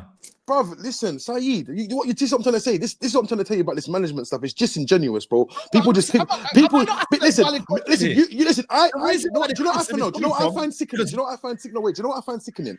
The fact that you will sit here and criticize and slate a decorated manager, but you want to back this flipping Bicester Village merchant, blood. Yeah. That's who you want to go and you want this guy to go get his Monclairs from Bicester Village and that, yeah? That's who you want to back. Bro. I said, no, I can't let you know. No, bro. I'm for a second. No, because I'm trying to say, no, you got to have there's no structure to your arguments. There's no structure to your arguments. Listen, I need to go, but I need to say one thing here. One thing to say here is I'm using this logic now, yeah, because that's all I can use is my logic now, because like I said, we're unqualified, so I just got to use work with my logic here. I think that I think that Conte is the right man for the job at this place. And I'll tell you why. Because he seems to be making good use of all of these players that we don't want. So he's someone that will come in and make these players play. That's what I think. But he's won leagues here. But then that means you're enabling them to stay longer, man. Allow that. I'm not enabling anything, but at the end of the day, but you know what makes me laugh though? But if you enable them to stay longer and they start performing, then you know the writing will be on the wall. We know who it is. It's the management. I personally don't think that Conte has any shit of any of these boys, and whoever don't pull their weight gets gone. The simple fact that he's lost that Kvaratskhelia in the halfway through the season, now he's top of the league, yeah, will tell you anything. That guy will work with whatever he's got. Yeah, he might moan, because he has a standards. They think, but people say he hasn't last this long. But bro, that's what you do. You get him on a 3-year deal. You win your trophies, and then basically you have a chat. You might be able to extend it if you can work it out and it's amicable. Do it. Go again. If you can't, then forget it. But I'm telling you now, Conte is the man for this job because he is of that age, he's of that experience. Yeah, he's not running around there in his Montclair from bitch to village. Yeah, acting like he's that guy because he plays free at the back, telling his brothers about. You said I play. He's not a manager where he complains wherever he goes, and if you don't get weight, and so what? And your man, and exactly. And your man. Listen, that's what I'm saying. He complains, but he sat at Spurs. And look how they dealt with him at Spurs. They treated. Yeah. Your audio traps. Your mic's gone. No, he's spitting facts. Go on. Bro, they sold traps. Your audio's gone. Traps. You can't hear you. Traps. This point, man. Yeah. You're taking a piss, Saeed. I can't hear it. That was brilliant. You're taking a piss. Brilliant point. Yeah, you're taking a piss, Saeed. Listen, man, you're not safe in your own ends, man. Look at this. Saeed, allow it, man. Look at this. Yeah, no, it just connected to the car. All right, okay, yeah. Okay, fair enough. Saeed, you're cheeky for that still. Man just said, yeah. But you see he's been complaining again because he lost Cavascarelli and didn't get a replacement. Yeah, that's what I'm trying to say. They're playing for wingers. They're playing Spinazzola, who's really a wing back or a left back, right-footed one at that, and some other vet I don't even know. That's who they've got on their wings, bro. So Conte pushes standards. Ineos wouldn't want someone like him. They wouldn't want someone challenging them. They wouldn't want that. That's what I'm trying to say. He's not the guy for me, though. He's not the guy for me. Yeah, but this is one of these guys. It's always a red flag. All these guys. When the owners don't want a manager who's going to challenge them, always a red flag. Massive red flag. I agree. I'm not gonna lie to you. I think that they listen. They've got this manager here now. They're waiting to see the outcome of the Europa League. If he doesn't win the Europa League, right? You think he's getting sacked? I don't think he's getting sacked regardless. No chance. I don't think he's getting sacked regardless. No chance. So they've got to make a decision in summer to fully back the manager. Well, they're going to. They don't sack him. They're going to. And that's where if he does eventually get sacked, since you've gone to the back three model, Conte has to be a consideration. That's why I mentioned him when you asked me. Exactly. He's not one of my favorite managers. Exactly. When Oli went, I didn't want Conte. It's because of the circumstances that have put me in this, where I'm like, these guys are going to lower the standards for the footballers we're getting. I've already seen that. We need an elite manager. We need a proven manager, whoever he is. Whatever. Going back to that model, you want to go back to the model of having someone who makes it a toxic environment. No, but I think it depends the circumstance, though. Look at the situation. The circumstances have made me want that. Man. Don't get Inzaghi. Post to Oli, I wanted Enrique. That's what I wouldn't want nothing to do with Conte. You wanted Enrique. You were consistent in what you were saying. Though, to be fair, you wanted Enrique. I wanted Enrique because I was thinking of football. I was an idealist, Zeno. I'm like, I want a manager who's going to come in and play ball a certain way. The football that people preach, Enrique plays it. You're all seeing that now. I was saying this in 2022. Yeah. That's when I was saying it. And you listen to Barcelona fans, mostly who are not Spanish. There's man who've never been to Spain and don't even live in Spain. Oh, he was carried by MSN. I'm like, are you joking? Those Barcelona fans look at Rakitic like a direct footballer. Yeah. They don't look at Rakitic as a Barcelona midfielder. He had a challenge getting them to play through Rakitic. Obviously, Busquets was there, but you still need that guy in central midfield above Busquets who's going to do something. And he did it tactically. He found a way to make it work with Rakitic, who's not a Barcelona-style player, according to them. This ain't my opinion. That's what they were saying. That's why I always rated him. Even though he flopped at Roma, I always rated this guy. And you see the results now. But those idealist days are over, Texino. They're over. This football club is never going to sign technical elites, like technical players, consistently and just say, we want technical football players. Yeah, and reshape the whole model. I get it. Do you know what it is? We have to accept they're never going to do that. Yeah, I hear that. All I'm left with, give me an elite manager. I hear what you're saying. You're looking at circumstances. One thing is, what do you think? Shout out to my guy. He knows. Yeah, you wanted Flick for a long time. Do you know what? People that laughed at Flick as well, bro. Yeah. They're good managers, both of them. That Bayern Munich team was automatically won the treble. So, Danny, your vision for the club right now, obviously, because you're very much a realist as well, innit? Do you know what I mean? So I feel like you're looking at someone who can coach what we have now, but then with the Ineos model, one thing that Ineos, I won't give them credit for, but massive credit for, but they are signing the right kind of type of player profile, age. They've kind of changed the way we're signing players. Do you know what I mean? So what do you think about that combination of like Conte comes in, he's got few of the old guard, but then he's got these Do you know what I'm trying to say? The right profile. Well, I Maybe not even expect necessarily the from right profile, somebody but age potential. Kind with of his thing. pedigree, I expect him to get the most out of what he has. And then What, just for him period to across do the that, board? Just across the and board, then yeah. at that point, it's up to the board to get him better football players, right? Mm. You look at Unai Emery. Unai Emery, that back four that he has no business playing in Yeah, Champions. real talk. Matty No, Cash, yeah, I agree with that. I agree with that. constant, no Matty business Cash playing in that that, man. That's football. crazy. But he Yeah. got them there because he's overachieving. It's Yeah. now Monchi's job. He used to be at Sevilla, who found Dani Alves for like 250 grand. It's his job now. Emery's proved, I've done the best I can do with what I inherited. You need to get me football Yeah, players. if you That's want the me to now. level up, That's yeah. what you want. You want to say the manager's done the best he can, and you know if you get him better football players, it's likely he's going to do even better. With this Almiron guy, it's not that, bro. There's nothing If- proven, But really. the thing is with If Man he United, gets his players, he will Yeah. do the bare minimum. That's Yeah. what they're trying to tell me. but with United What? though, Well, yeah, but We Danny, always that's all you see- can see from what we've had anyway. You can't see, you can't turn around from what the sample size you've seen and say, if we get him the players that he wants, we're going to start boom up the table. They I can't claim see. that. I can't That's see what that. they claim. I That's can't what, see that. That's what people who defend him are claiming. No, but I'm fuck saying all to that. them, Where's the evidence? You know Yeah, what I you mean? need So, the evidence first. the That, evidence he's I max- can see is not exactly. looking good. So You yeah, look at Exactly. look at Pep when Pep came into his first season. I think I said this on Saeed show on Sunday. When Pep came into his first season, obviously you saw what he was trying to do. You saw it with Bakary Sagna coming into the midfield. Same thing with Clichy, and he was trying to make Di Michaelis his ball playing centre. Yeah, back, I and agree. he needed a ball playing goalkeeper, so he went and got Bravo. He then got rid of Bravo again, spent 200 million on a back line that can play in his style of way. And what's he gone and done the following season? And that's based off what he done in his first season, the blueprint. You saw exactly what he was trying to do. Remember, he nearly finished 5th. If we didn't lose to West Ham, their last game at Upton Park, he would have finished outside the Champions League, but they still would have went and backed him. Do you know what I mean? So the fact that I can't see Amorim improving anyone or any style of play, that's the worry, man. Who was the go and get wing backs and stuff like that. Who was the midfield when he came in? When he had Di Michaelis and Sagna? Fernandinho, David Silva, Kevin De Bruyne. What? Yeah, They that's were when Kevin De there before he Bruyne came played in, in yeah? midfield, and people have erased it from history. Like it Kevin De Bruyne played on the right before. I think Pep came in. Yeah. I think so. He was on the right, man. He Yeah, was on the he right. was on the He was on the right, right as well. Yeah. But you know what it is for me though, Mandem? It's like we don't know what sort of club we are. Are we a short-term club?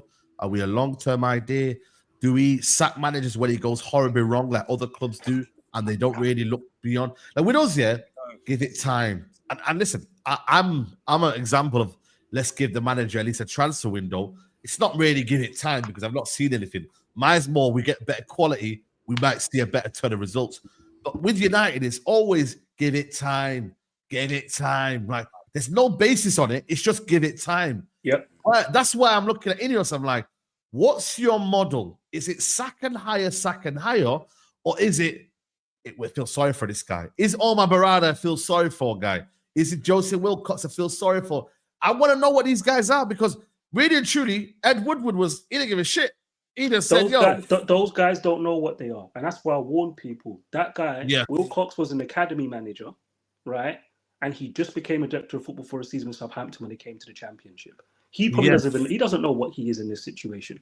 Omar Barada got basically the main CEO, Serrano, brought him in from their group to participate in deals because he's going to leave eventually. Like Tiki's leaving now, the technical director. He will leave eventually. Let me groom this guy.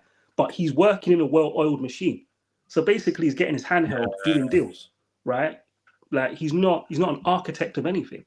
Now you're asking these guys to be architects. It's unfair, but that's how football is. You ask people to replicate something they've done before, which is damn near impossible, or who've never been architects to be architects. Even Vavel was a scout. So at least he has experience in talent ID. He doesn't have experience in being the guy who the decision falls on. Yeah. Summer after summer. It's on you, boys. Your decisions. Your clean light is just recommended. Scouts. Do you know what, Danny? Just stop for 2 seconds. So, that point is such a really good point, because that basically means that from the top of the club to the bottom, we're hoping on potential all the way through. That's mad. They're all learning on the job. That's wild. That's mad. In their current roles, think about it. We move Barada over. Potential, you can do bro. this. Wilcox potential here. That's mad. Yeah, it's crazy. They're all learning on the job to the stakes this high. If this was a French team, That's they would poor, have man. sacked. Listen, That's poor. if That's this was poor. a different league where it costs less money to fire and hire people, they Ineos actually are like that side. You can see that with Nice. With Nice, they're ruthless, but it's cheap. They're ruthless. They've sacked five. But it's cheap. 5 years. It cost them what, 2 million or 5 million? Yeah, and there's no media pressure as well. There's no one looking over them thinking, you sacked that guy. Why did you sack him? Whereas in Man United, like, bro, there's media pressure now on flipping who they're playing, who is this. It's different. And it's where ego comes in, where they have to believe in their choices now. Because the pressure's different. But I've been watching though. Jim Ratcliffe has been to how many games lately, though, man? I don't know if you've seen it, Mandem. This guy's been. That's another thing as well, where, like, when he was watching Ten Hag, I'm like, I know you're not happy. Why haven't you pulled the trigger yet? Yeah. Because I'm looking at his face. He actually sat there like, yo. And I'm looking at him. I'm like, you look disgusted, and you're letting this run. He does look disgusted. This was after the first international break. I thought they were going to sack him. They didn't. Apparently, they planned to from then. So my eyes weren't lying. And I'm looking at him now, and I'm just like, yeah, you feel the same way. You just don't want to do anything about it. Because you got it wrong with Ten Hag. A lot of games now lately. I don't see how you can't. This idea that you can believe in what you're doing when you're losing. The only way I've ever seen that happen in football is with people who believe in analytics, and the analytics tell them they're doing better than they should be doing. Do you know what I'm saying to you? Significantly. Brighton had that with Potter. Remember the XG thing with Potter for a long, long time? Yeah. Facts. They had top 4 like XG, but they were mid-table. But they that's what got them to the Premier League, is believing in XG. Why? Because the owner has a betting company, believes in that stuff, because that's where he made his riches, and he threw it into football. That's why the owner believed in analytics, because it made him rich. These guys, I don't know what they. This is what always my concern with them. Side, I don't know what Ineos believe in. I've got no idea. Only thing I see is that they're opportunists in the market. If there's a deal to be done, like a release clause for Cunha, like a release clause for De Ligt, like a release clause for Xerxes, like Madrid not wanting to pay money for Euro, so you can offer 50 mil and overpay and get him. They look like opportunists. That's all I've seen so far. Nothing else. Not like a one of them genius signings. Like, don't get me wrong, I still think the transfer window was a decent summer. It was almost like obvious signings, though, innit? Like, De Ligt's available, Mazraoui's available, Xerxes got a release clause, Mazraoui's only 12 million. Ugarte's there because Enrique don't want him, so go on and have him. So it's like this summer. That's why this summer becomes different, because it's like, go and get a Cunha. Cool, it is obvious and it's an opportunity. But are you going to go and get an Osimhen? Are you going to go and get this player here? Are you going to go and get, say, for example, you need to fill the profiles are missing. Do you know what has to happen for us to learn even more? They have to miss out on the lap, which can happen with Chelsea involved.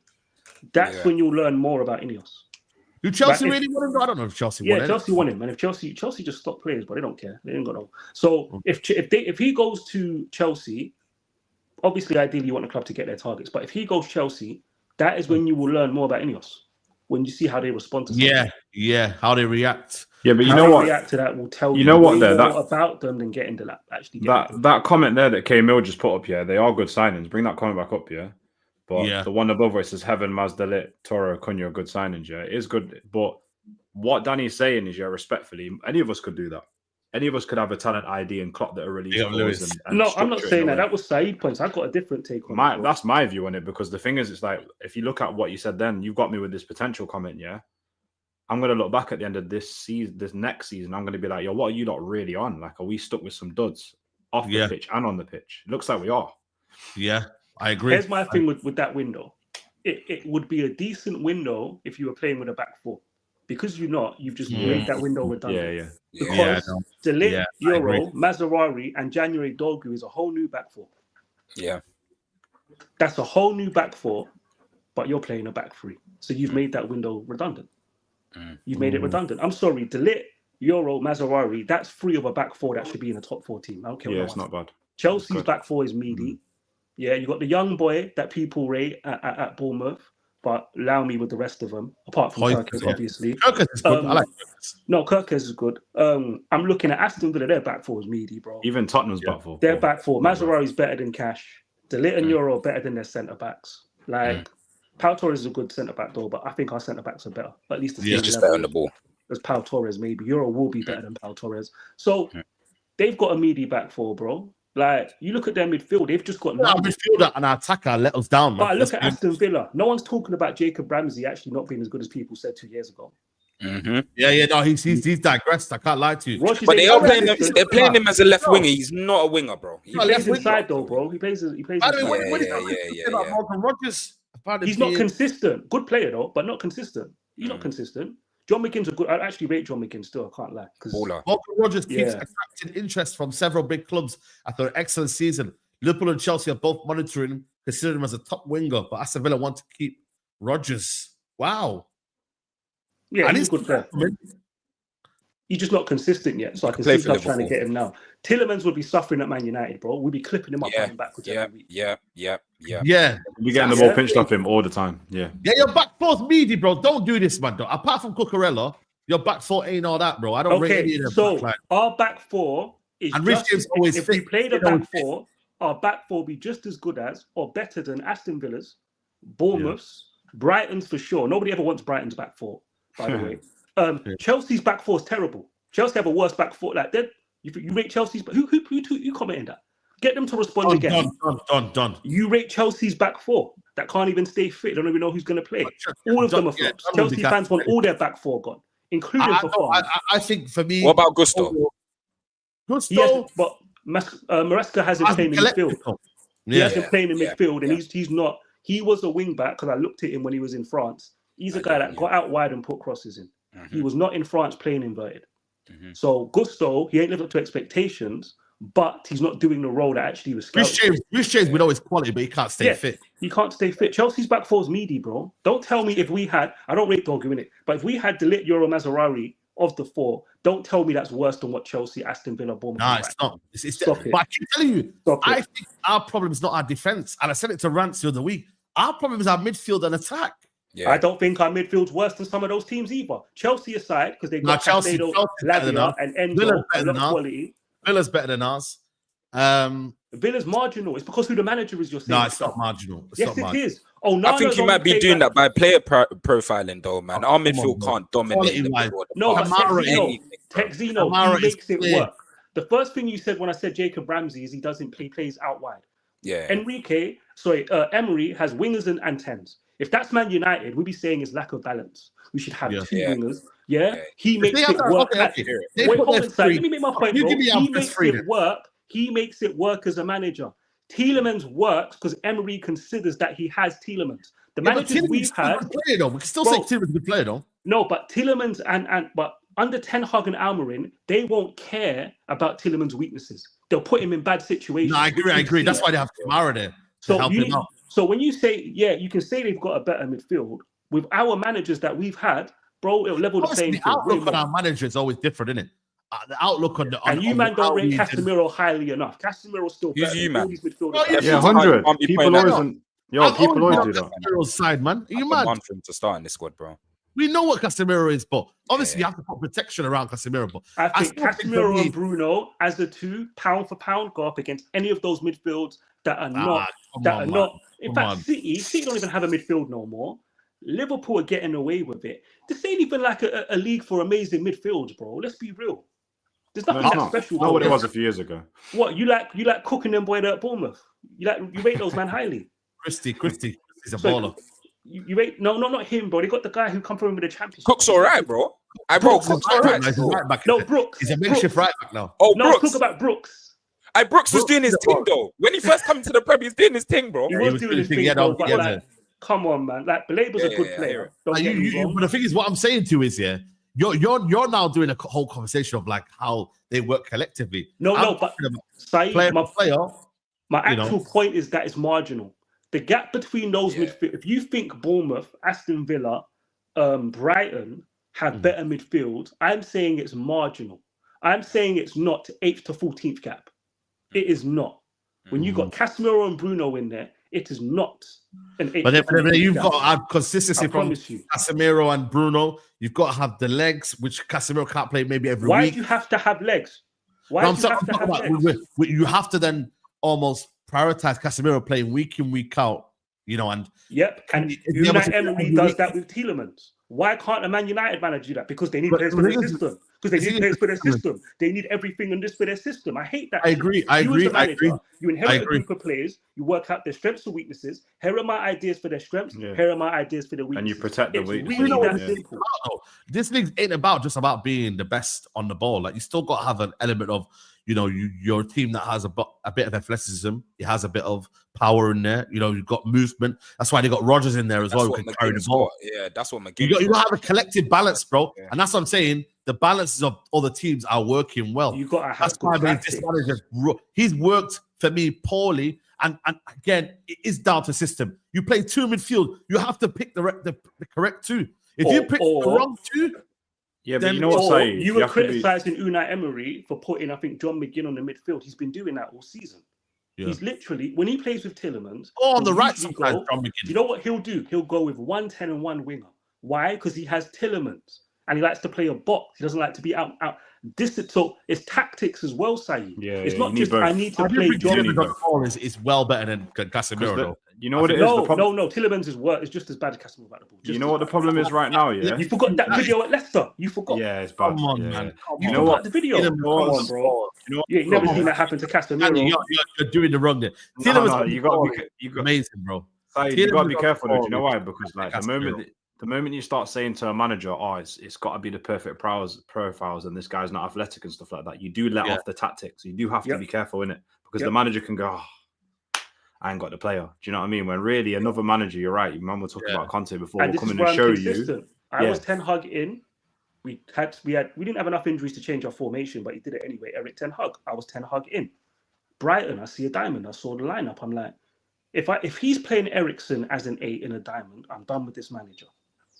Because if you understand a diamond as a child playing football manager, you need legs because you don't have wings. Yeah. It's just common sense from a diamond if you understand the formation. He's playing Eriksen as an 8 in midfield against Brighton, who like to play in the middle and switch to play. So he can't get out there. Their first goal, what happened? They broke lines between Eriksen, got down the right-hand side, cut that goal. That was their first goal. Yeah? That's when I was done with Ten Hag.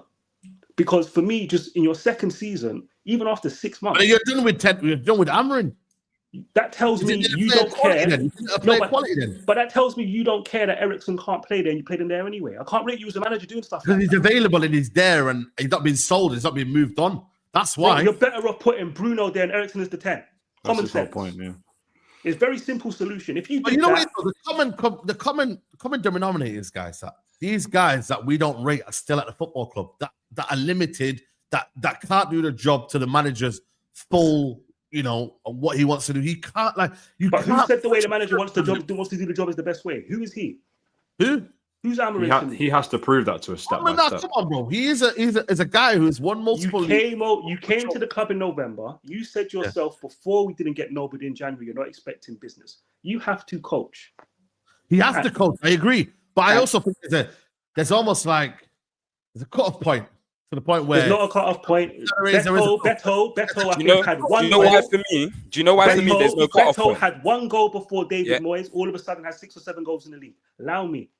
I think Amarin also hides. He hides behind a lot of his quotes. So what was he? Yeah, I agree with that as well. Firstly, what was he persistent about? Firstly, when he first came in, not enough training sessions. He has no training sessions. He needs to work with the players in order to see something. He then had a 2-week international break with majority of the players because none of our players really play internationally apart from Højlund, Eriksen, and then Mane. He had the Rashfords and these men of this world. So he could have done something with these players.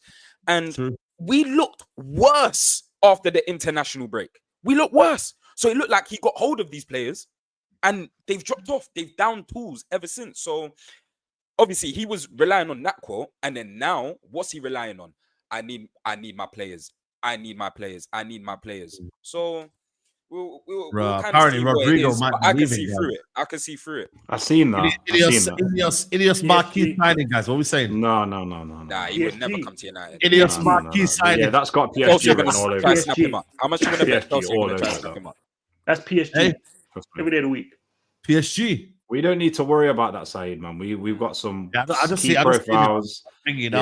If we end up getting a good player like Edison and whoever else, great. But if not, I want the manager to prove with what we give him what he can do. Do you know what I mean? None of this. I can't score goals without Gyökeres. I'm not interested in all that. I'm interested. You know what's funny as well? I saw a quote from Amarin where now, so this made sense for me when Højlund came from Atalanta, because I don't care what no one said. For me, you were better off trying to coach him to receive the ball into feet. Because in his first season, it was 50-50. Yeah, sometimes he'd keep it, sometimes he wouldn't. Now it's like 1%. You play the ball into his feet, you can guarantee 99% of the time he's not going to keep it. And the manager's saying now that's the plan. That's now the plan, to play into his feet. It's stuff like that, Saeed. At this point, too late. I wouldn't trust him to run into space and dribble, probably trip over the football. But that's what you should be doing. I look at the coach and say, I understand why you just got him trying to run into channels. Because it's the best thing to do with the way he plays and have other people come into the pocket. Not running, bro. What that person posted in Instagram, bro, that's what we've been talking. I spoke about that after 3 games, Saeed. The build-up structure is predictable. It goes from left to right, and the 10s drop into the same pocket every time. I don't care how talented you are. At this level, if people know where you're going to be, they will pick your pocket most of the time. Yeah, literally, they'll read it quickly. Yeah. I don't care. Danny, If do you know what as well? Iniesta or Zidane or Rui Costa, or Toni Kroos, your pocket is being picked if the player marking you knows where you're going to be. And my favorite thing is that happened to Kobe. Because when it happens to him, you can't tell me, nothing. We need somebody with technique. We need somebody who can play on a half turn. He can do that. We saw it under Ten Hag. What was the game? Was it Tottenham? Casemiro got caught on the ball. What's this season? Casemiro got caught on the ball twice. Yep. Oh, it's because Casemiro's not the right profile. What happened next? Kobe Mainoo got caught. Why? Because they were getting the ball in the exact same spot. Position. Yeah. So the player marking them knows how he's going to receive the ball. Yeah, no matter how literally. skillful you are, I'm going to pick your pocket. Danny, you know the other thing as well, yeah? We've seen it with managers who we cussed and said have less ability as well. I've watched Ollie in games when Greenwood was here and our striker was out, and Greenwood will just hold the ball up and just do the simple stuff. Yeah. And other players will play a role in it. So it's like, what's your excuse in it? Like, literally, do you know what I mean? And listen, bro. I'm gonna let it play outside, but I'll be real. I'm not happy. Like, because we should never be. No, but I'm saying that like we should never be. No, but I've seen stuff online where it's like we're 15th and it's all to do with profiles. I'm like, oh come on, man. You know, another red flag. Can't win a game. To me, is Ahmad in the 10. Another red flag. Because I see Ahmad back to goal struggling when he shouldn't be struggling. Why is he struggling? Because predictable. They know where he's going to be. So when you see technical players struggle with their back to goal, there's only one reason. It's because you're setting them up to fail. It's too easy for the opposition to know where they're going to be. Do you know what I'm saying? Look at the goal that PSG scored yesterday. Was anybody marking Dembele for that goal? Yeah, exactly. No, you coach to find the spare. When a coach is doing his job properly and you play out from the back, you find somebody with time on the ball in space. That's the level of football I would be playing. Not that much space. That's bad from Arsenal. Not that much space, but just a reasonable amount of time on the football. So that's the basics of football. That's all you're aiming to do. Play out from the back. Get to this area. He's got a little bit time on the ball to get his head up. Replay. That's all you're aiming for. All of this stuff that everybody has to play out with half turns and this. Yeah, no, then you're relying on players. And those 10s in this sort of system, though, your 10 should be able to like interchange. You know, be very fluent. You can't have 2 10 because never in my life have I seen a RAM and a left AM. Like that doesn't really work too much. If that makes sense, that's a FIFA. So there's only one pocket you could be in if you're a RAM. And you can really if you're a left AM. So they need to be able to flow about, be free, creative, Mavericks type of players. And the players that he throws in there, obviously you can see what he has there. It's not too many great options. But you could throw probably a Kobe or something, but tell them to interchange. Tell them, look, listen, when you get the ball, or if something's not working here, just talk to each other, switch it up a bit. We all play football, especially if you're an attacking player. You will speak to your other winger and you'll say, do you know what? I'm finding it a bit tough here on the left. Let's switch it up a bit. Let's float around the pitch. And that never happens. Everyone looks very static, especially in build-up play. Bro, when I mean it looks basic, it looks like every man met each other in the car park. They say, I play centre-back, I play centre-mid, I play left wing-back. Yeah, like it was the first time. Here. I'm going to try to go wide when you get the ball. It just looks very basic from start to finish.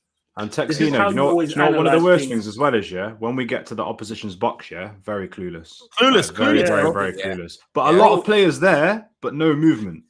But when there's no movement, I was taught this. Sometimes you can't put down the coach as well. I was taught this from commentators from a kid. When you see no movement, that's the coach. I was taught that as a kid. Yeah, no, it is. It is. When you don't see movement, that's what I was taught by commentators from as a kid, ex-players. When you don't see movements, that's because you can still, you know what? You can still say there's not a lack of finisher, but we don't even have players that are in the right place at the right time, bro. Like that there as well needs to be coaching the team. But even small little bits to break the line in the box and stuff is just yeah. Your text, see what you were saying about the build-up. So you're not always building up from the goalkeeper most of the game. There's other situations from a throw-in, play breaks, you get to play. So when we get to play, the 10 will drop into midfield. Here's what happens. All you have is Hoyland marked by 2 players. Diallo's already gone up too early. Nothing tactically's happened to get him. He's marked. And you've got Dorgu going up the pitch. That's all. So that's another way. For fans who keep saying it's the players, go get me a better 10. So if you swap Bruno, who's playing as a 10 who comes into midfield to get the football, swap Bruno with a 10 that you like. Does that player you like have better options? Does he have better passes? When you freeze the picture, is he in a better situation because he's more talented than Bruno? No, he's in a more talented. He's in the same situation. So what are you asking? He dribbles past 2 people. Exactly. If your solution is a 10 dropping into midfield to dribble past 2 people, he's solving the coach's problem. The coach is not solving problems for him. And the best managers find solution for their players, even the best ones when they have amazing football players. Pep's had amazing players. You saw his double season. That guy had to tinker, coach, 3-4 this, 4-4 this. He changed formation damn near every other game. None of them City players other than Rodri and the goalkeeper started more than 30 games in the league. I checked it. They all played about 20 to 23 matches, consistently changing it. And he won a treble. So if he's got a treble, he's having to find tactical solutions. You're trying to just fucking make top 6, top 4. What do you think you have to do? Danny, let me add to what you're saying as well. When the formation looks like it's very congested in the middle of the pitch and there's not much movement, fluidity and stuff like that, that doesn't really work in the Premier League anyway. It doesn't really work like that in the Premier League. So ultimately, what Danny's saying is quite worrying actually, because is his solution to have a striker that consistently breaks lines every single play and a 10 that always makes the right pass and always, do you know what I mean, gets around that's not really sustainable throughout the whole season, if I'm being honest, where we are now. So so say now when the pressure does come in and he gets his players in that now, then if we then don't see it for the first 10 games, people will then say, right, let's allow the players to settle in and understand the system. I don't think that will happen though, by the way. That's the excuse. I've got a feeling with Inos, he's not going to get his own players. He's going to have to deal with what they give him full stop. I don't think he's going to get his own players. For example, we get Konya, we get Konya, we get a Buildup, we get, I don't know, Ed Edison, and then we get maybe one more player there. We got 4 players that come through the club, you know, and then we see, I don't know, we don't see it as great. He needs more players, bro. He needs more. That right there, we can't keep saying no. We can't. That's what they're going to tell you. And then wing backs pivotal to his system as well. Players that are not good enough. Like say for example, players that are detrimental to your team. Like I look at players for me that are detrimental. Yeah, it's players that cost you games, like an Onana. Players that when you have chances, they don't bury them, like a Garnacho. Players that you can profit on and move on and get better players from them. Cool, do that. Players that are past their best and really can't offer more, get rid of them. Them ones there, Inos have to do. But if we're saying that we're bringing in 4 or 5 guys and they come into the squad and we still don't see improvement, then... Bro, they've got a lot of work to do because things have not gone to plan. You want to move on Casemiro for the sake of it at this point. He's better than Ugarte. Yeah. He is. Casemiro's better than Ugarte. We're going to look bad with What do we do with Ugarte, though? What do we do with Ugarte? And there are people in... No, let me get this off. There are people doing Ugarte prop and they're lying. It's not your opinion. You know me, Saeed, bro. I don't literally a fact. Sometimes there is not an opinion. You hated on Casemiro so much, you have to say Ugarte is good, right? Because you don't want to admit that Casemiro's outperforming this guy. Do you think Casemiro's been better than him? Would we classify it as a flop, though, this year? Who? Ugarte. No, way underwhelming, bro. I don't rate him. I wouldn't call him a flop. Because for me, I knew he was mediocre, and for me, he's been 6 out of 10, right? Anybody saying more, I don't understand those. Yeah, but Danny, it's the attributes. Those people are the players, the fans, that didn't see Ugarte's profile in the first place. Do you know what's so funny? So as I said, I watch football with commentary for a reason. I just want to see like what the hierarchy say and why the fans obviously have certain opinions. It's always stemmed from these guys. And Gary Neville kept repeating, we want to see Ugarte, because remember, he didn't start the first few games. He was either injured or on the bench for some other reason.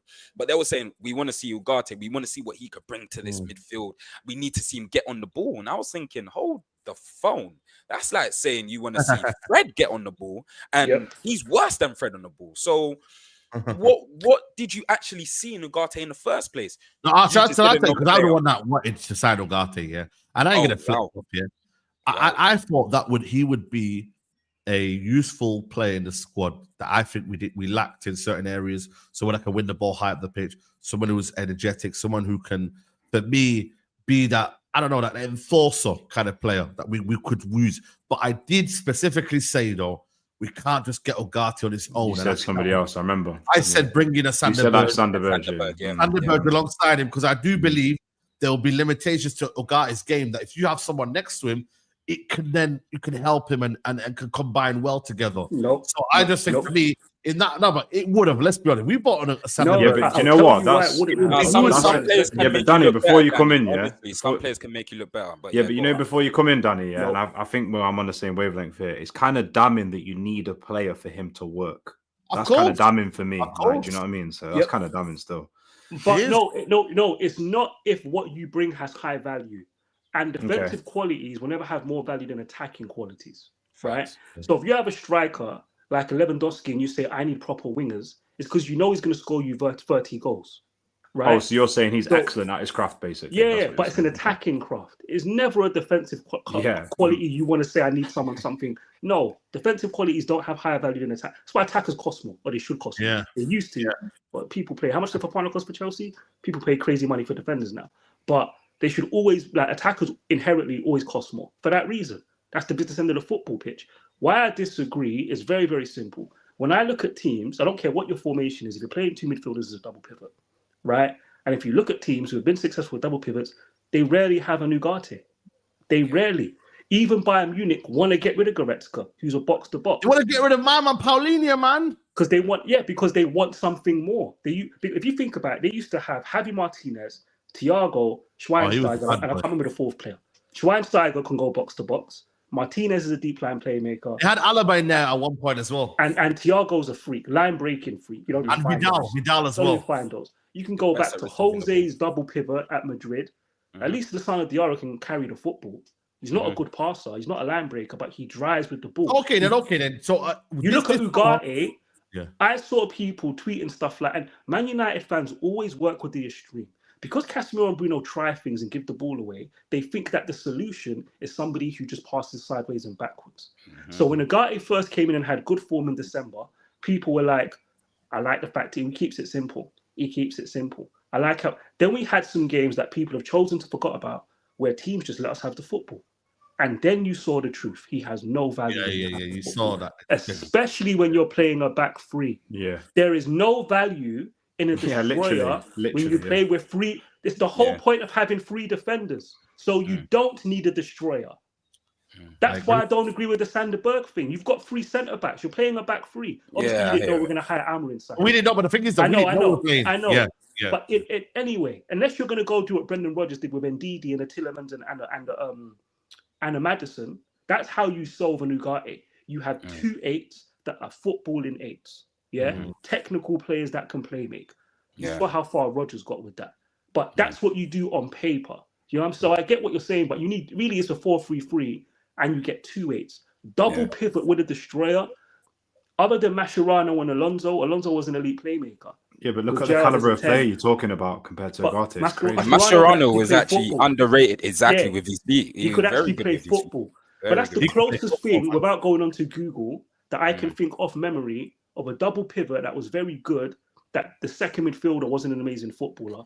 But even then, Mascherano was a much better footballer. Yeah, but Danny, look what we bought then. That means that he's going to be, a guy that sees games out off the bench?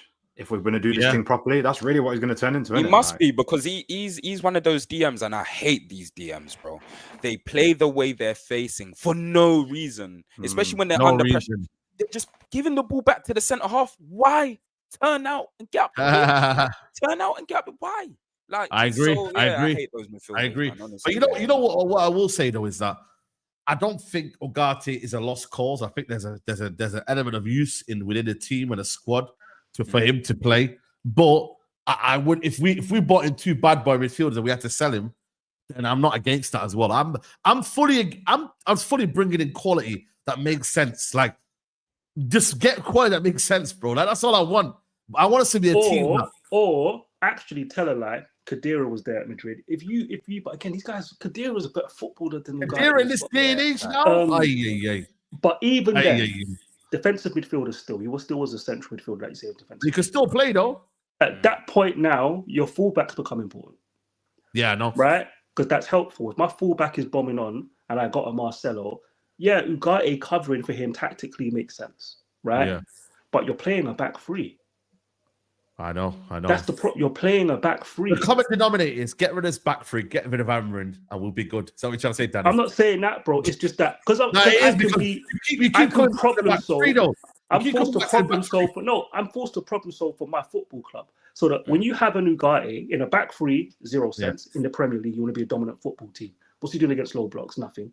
So you got an extra defender. Why do you need a destroyer? That's my reasoning. So you go with a back 4 and have 2 very attacking fullbacks who aren't really very good at defending. That's why you have an Ugarte in there and a double pivot. If you're not doing that, why do you have a destroyer in a double pivot?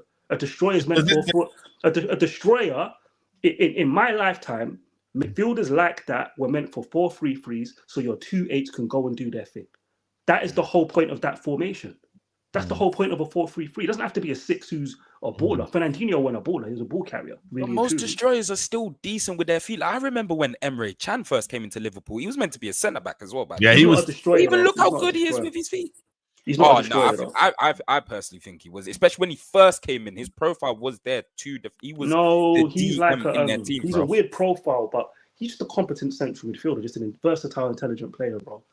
He is very. The main thing we can say, is that like, destroyer is Ndidi. Ndidi's bad on the ball, but the guy can just tackle foot to one-on-ones a beast. I think it's though the midfielders have still got to be midfielders. That's the main thing is, guys. Midfielders, top club, especially at top clubs, have still got to play ball. When I look at De Jong now, I still think bloody hell, mate. Can we get a bid in, man? Because he's still good to be playing this United team, bro. You know what I'm saying? Like, even when they bring on, you see that, bro? You know Barcelona, you know when they've not got the game, like they bring on the Eric Garcia midfield. You see Eric Garcia, he can still play. Yeah. He can still play. But that's manager though, man. That's definitely down I know, but I'm just saying though. He couldn't bring someone on that can't play football. He brings Eric Garcia because he can still play football. He can still break the line, can pass. You need players that can play football in the day. I'd be real. Anyway, let me get these super chats in, man. Before we wrap up. Saeed Musa was right on Saeed Jacket podcast. I disagree with you. Fair enough. Saeed, if you asked Lee got the same question, he would say Bruno over Odegaard. I'll ask him. Please, can we have a guided discussion we just did right now? Big up to you, bro. Jordan Mendes strikes again. Jamie Allison, big up to Mandem. This is one of the best shows on YouTube, and this is coming from a Spurs fan. Good luck tomorrow, and we'll see you in the finals. Big up Jamie Allen. I don't know if that's a Jamie that I know it is, but big up Jamie. Big up Jamie. Blaze says CFC defense is poor.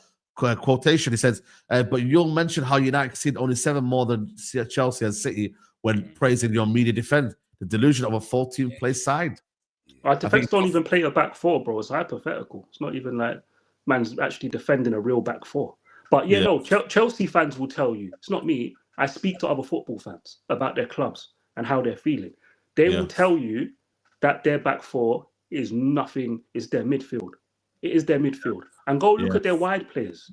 Their wide players have not been doing the business. Sancho's not been doing the business. And the work is inconsistent. Where's Madonna? Where's Madonna? That's Mudryk I'm talking about. Where's he? Oh, yeah. Where's he? But you know they're not going to speak about it. Pedro Neto's not had the season. How much did Mudryk cost, by the way, guys? Quickly. 70 million plus 30 million for the war. And they ain't going to speak about it. Yeah, they won't speak about that because it's only Man United they do that too. Neto ain't had a good season. Like Chelsea are where they are. No way he's had a good season. It's because of Palmer and Jackson's start to the season because Palmer's not had a great end to the season. I agree. Midfield. I agree.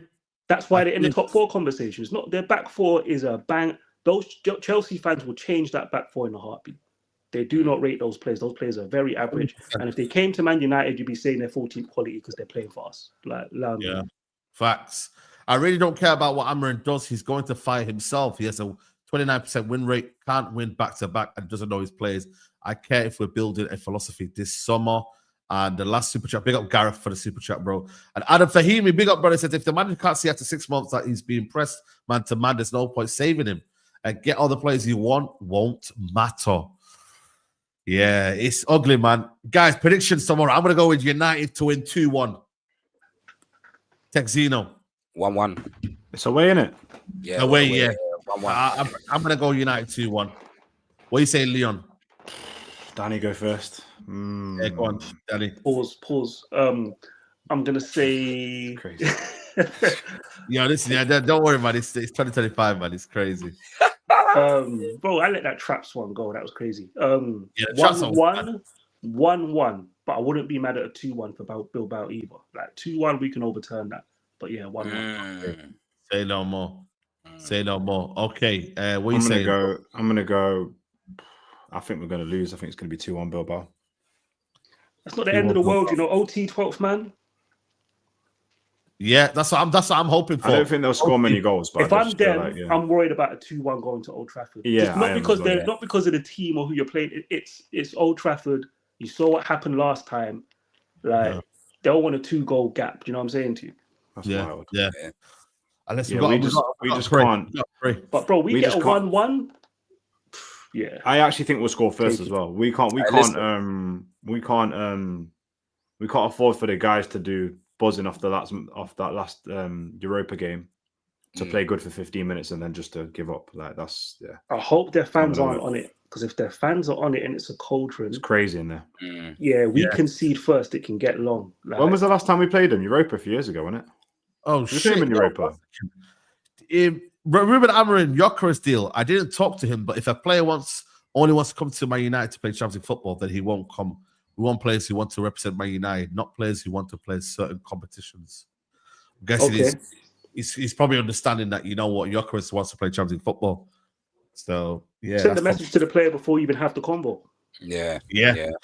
So straight away, you already know what the combo is when we're talking. Yeah. Absolutely. Yeah, bro. I'll rate that from Amorim still. I rate that. You got to buy players who want to come to Man United. Should have been the case for the last 10 years. But yeah, Leon, you gave your prediction. Did you give your prediction then? Yeah. 2-1 Bilbao. When was the last time we played Bilbao? 2011, 2012. Yeah, Fergie. Did Ollie play them? Did Ollie play them? Fergie got dominant. No, I thought Ollie played them. I think we played Sevilla, didn't we? But I swear. No, Louis Van Gaal played them. Louis Van Gaal. No, do you know who we played? We played Villarreal with Ollie, I think. Bro, and Herrera played against us. No, yeah, you're right. It was Fergie. No, we never played them. Last time we played Villarreal. Villarreal, I think we played them. The Spanish teams prior that I remember: Celta Vigo, Sociedad, Betis. Yo, we made hard work at that Celta Vigo game. I can remember. Ollie might have played them, you know. Nah, might have been a friendly or something. Okay. It was a friendly. It was a friendly, though, to be fair. Yeah, we played Granada. Granada game was a weird game, bro. That game, I don't know what else. A weird game, bro. Granada. Bloody hell, man. Everyone's going to be on the Williams hype. Hey, Rayo Vallecano on preseason. By the way, man, big up, man. David De Gea homecoming, man.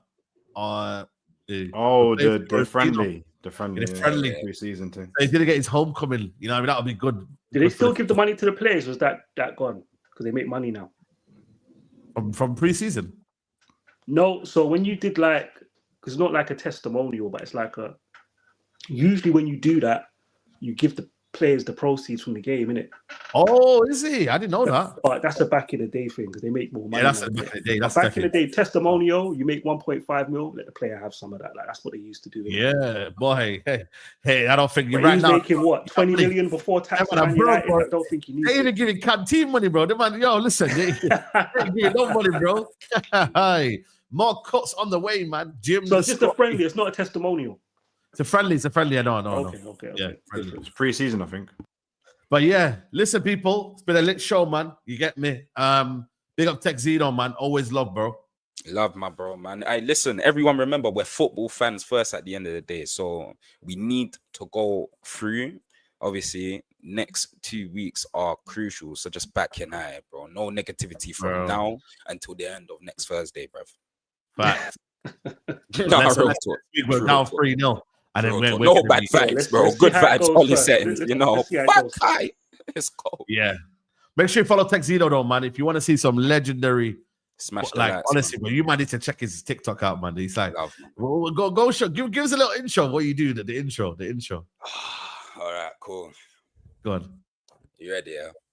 Yeah. Yeah. So in the midst of chaos, there was one small man. This is all real, no BBLs. And I only want to speak about the magician, the Messiah, Lionel Messi, blood.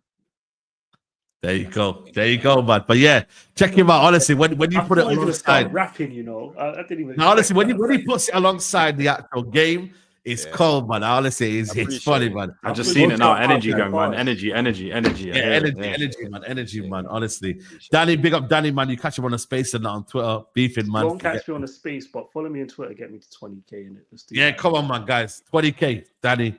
You get me, Leon. Big up, man. I see you doing your thing and that on the social. Big up, bro. Always.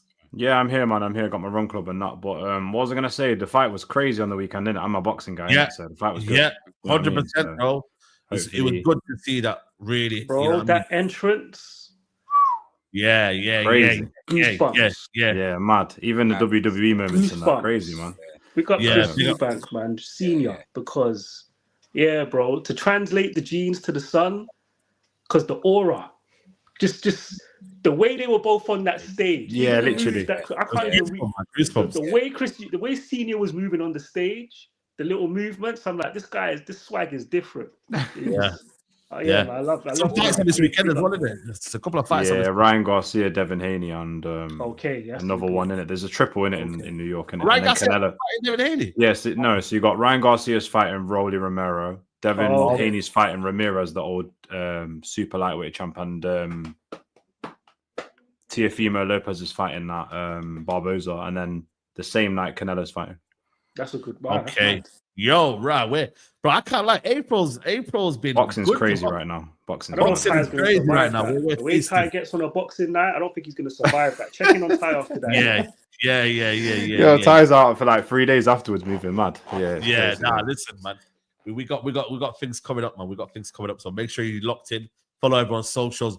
I'll be live for the Barcelona game, man. It's gonna be a good game, man. So check us out as well for that one, man. Come on, Barca, man. Because right now we ain't seen any good football, man. We're out. Wait, hang on, peace. since we last spoke as well. Hey, Since we last spoke, you've done 150K as well, innit? yeah. Big up, man. Big up. Everyone's just showing love, man. So Saeed, that's it. man. Trust me, the work ethics We're crazy. growing, man. You get me more than ever. So yeah, man. Big up, man. We'll be back hopefully next week. We're hopefully in a lead or just about to win the Europa League. We're out.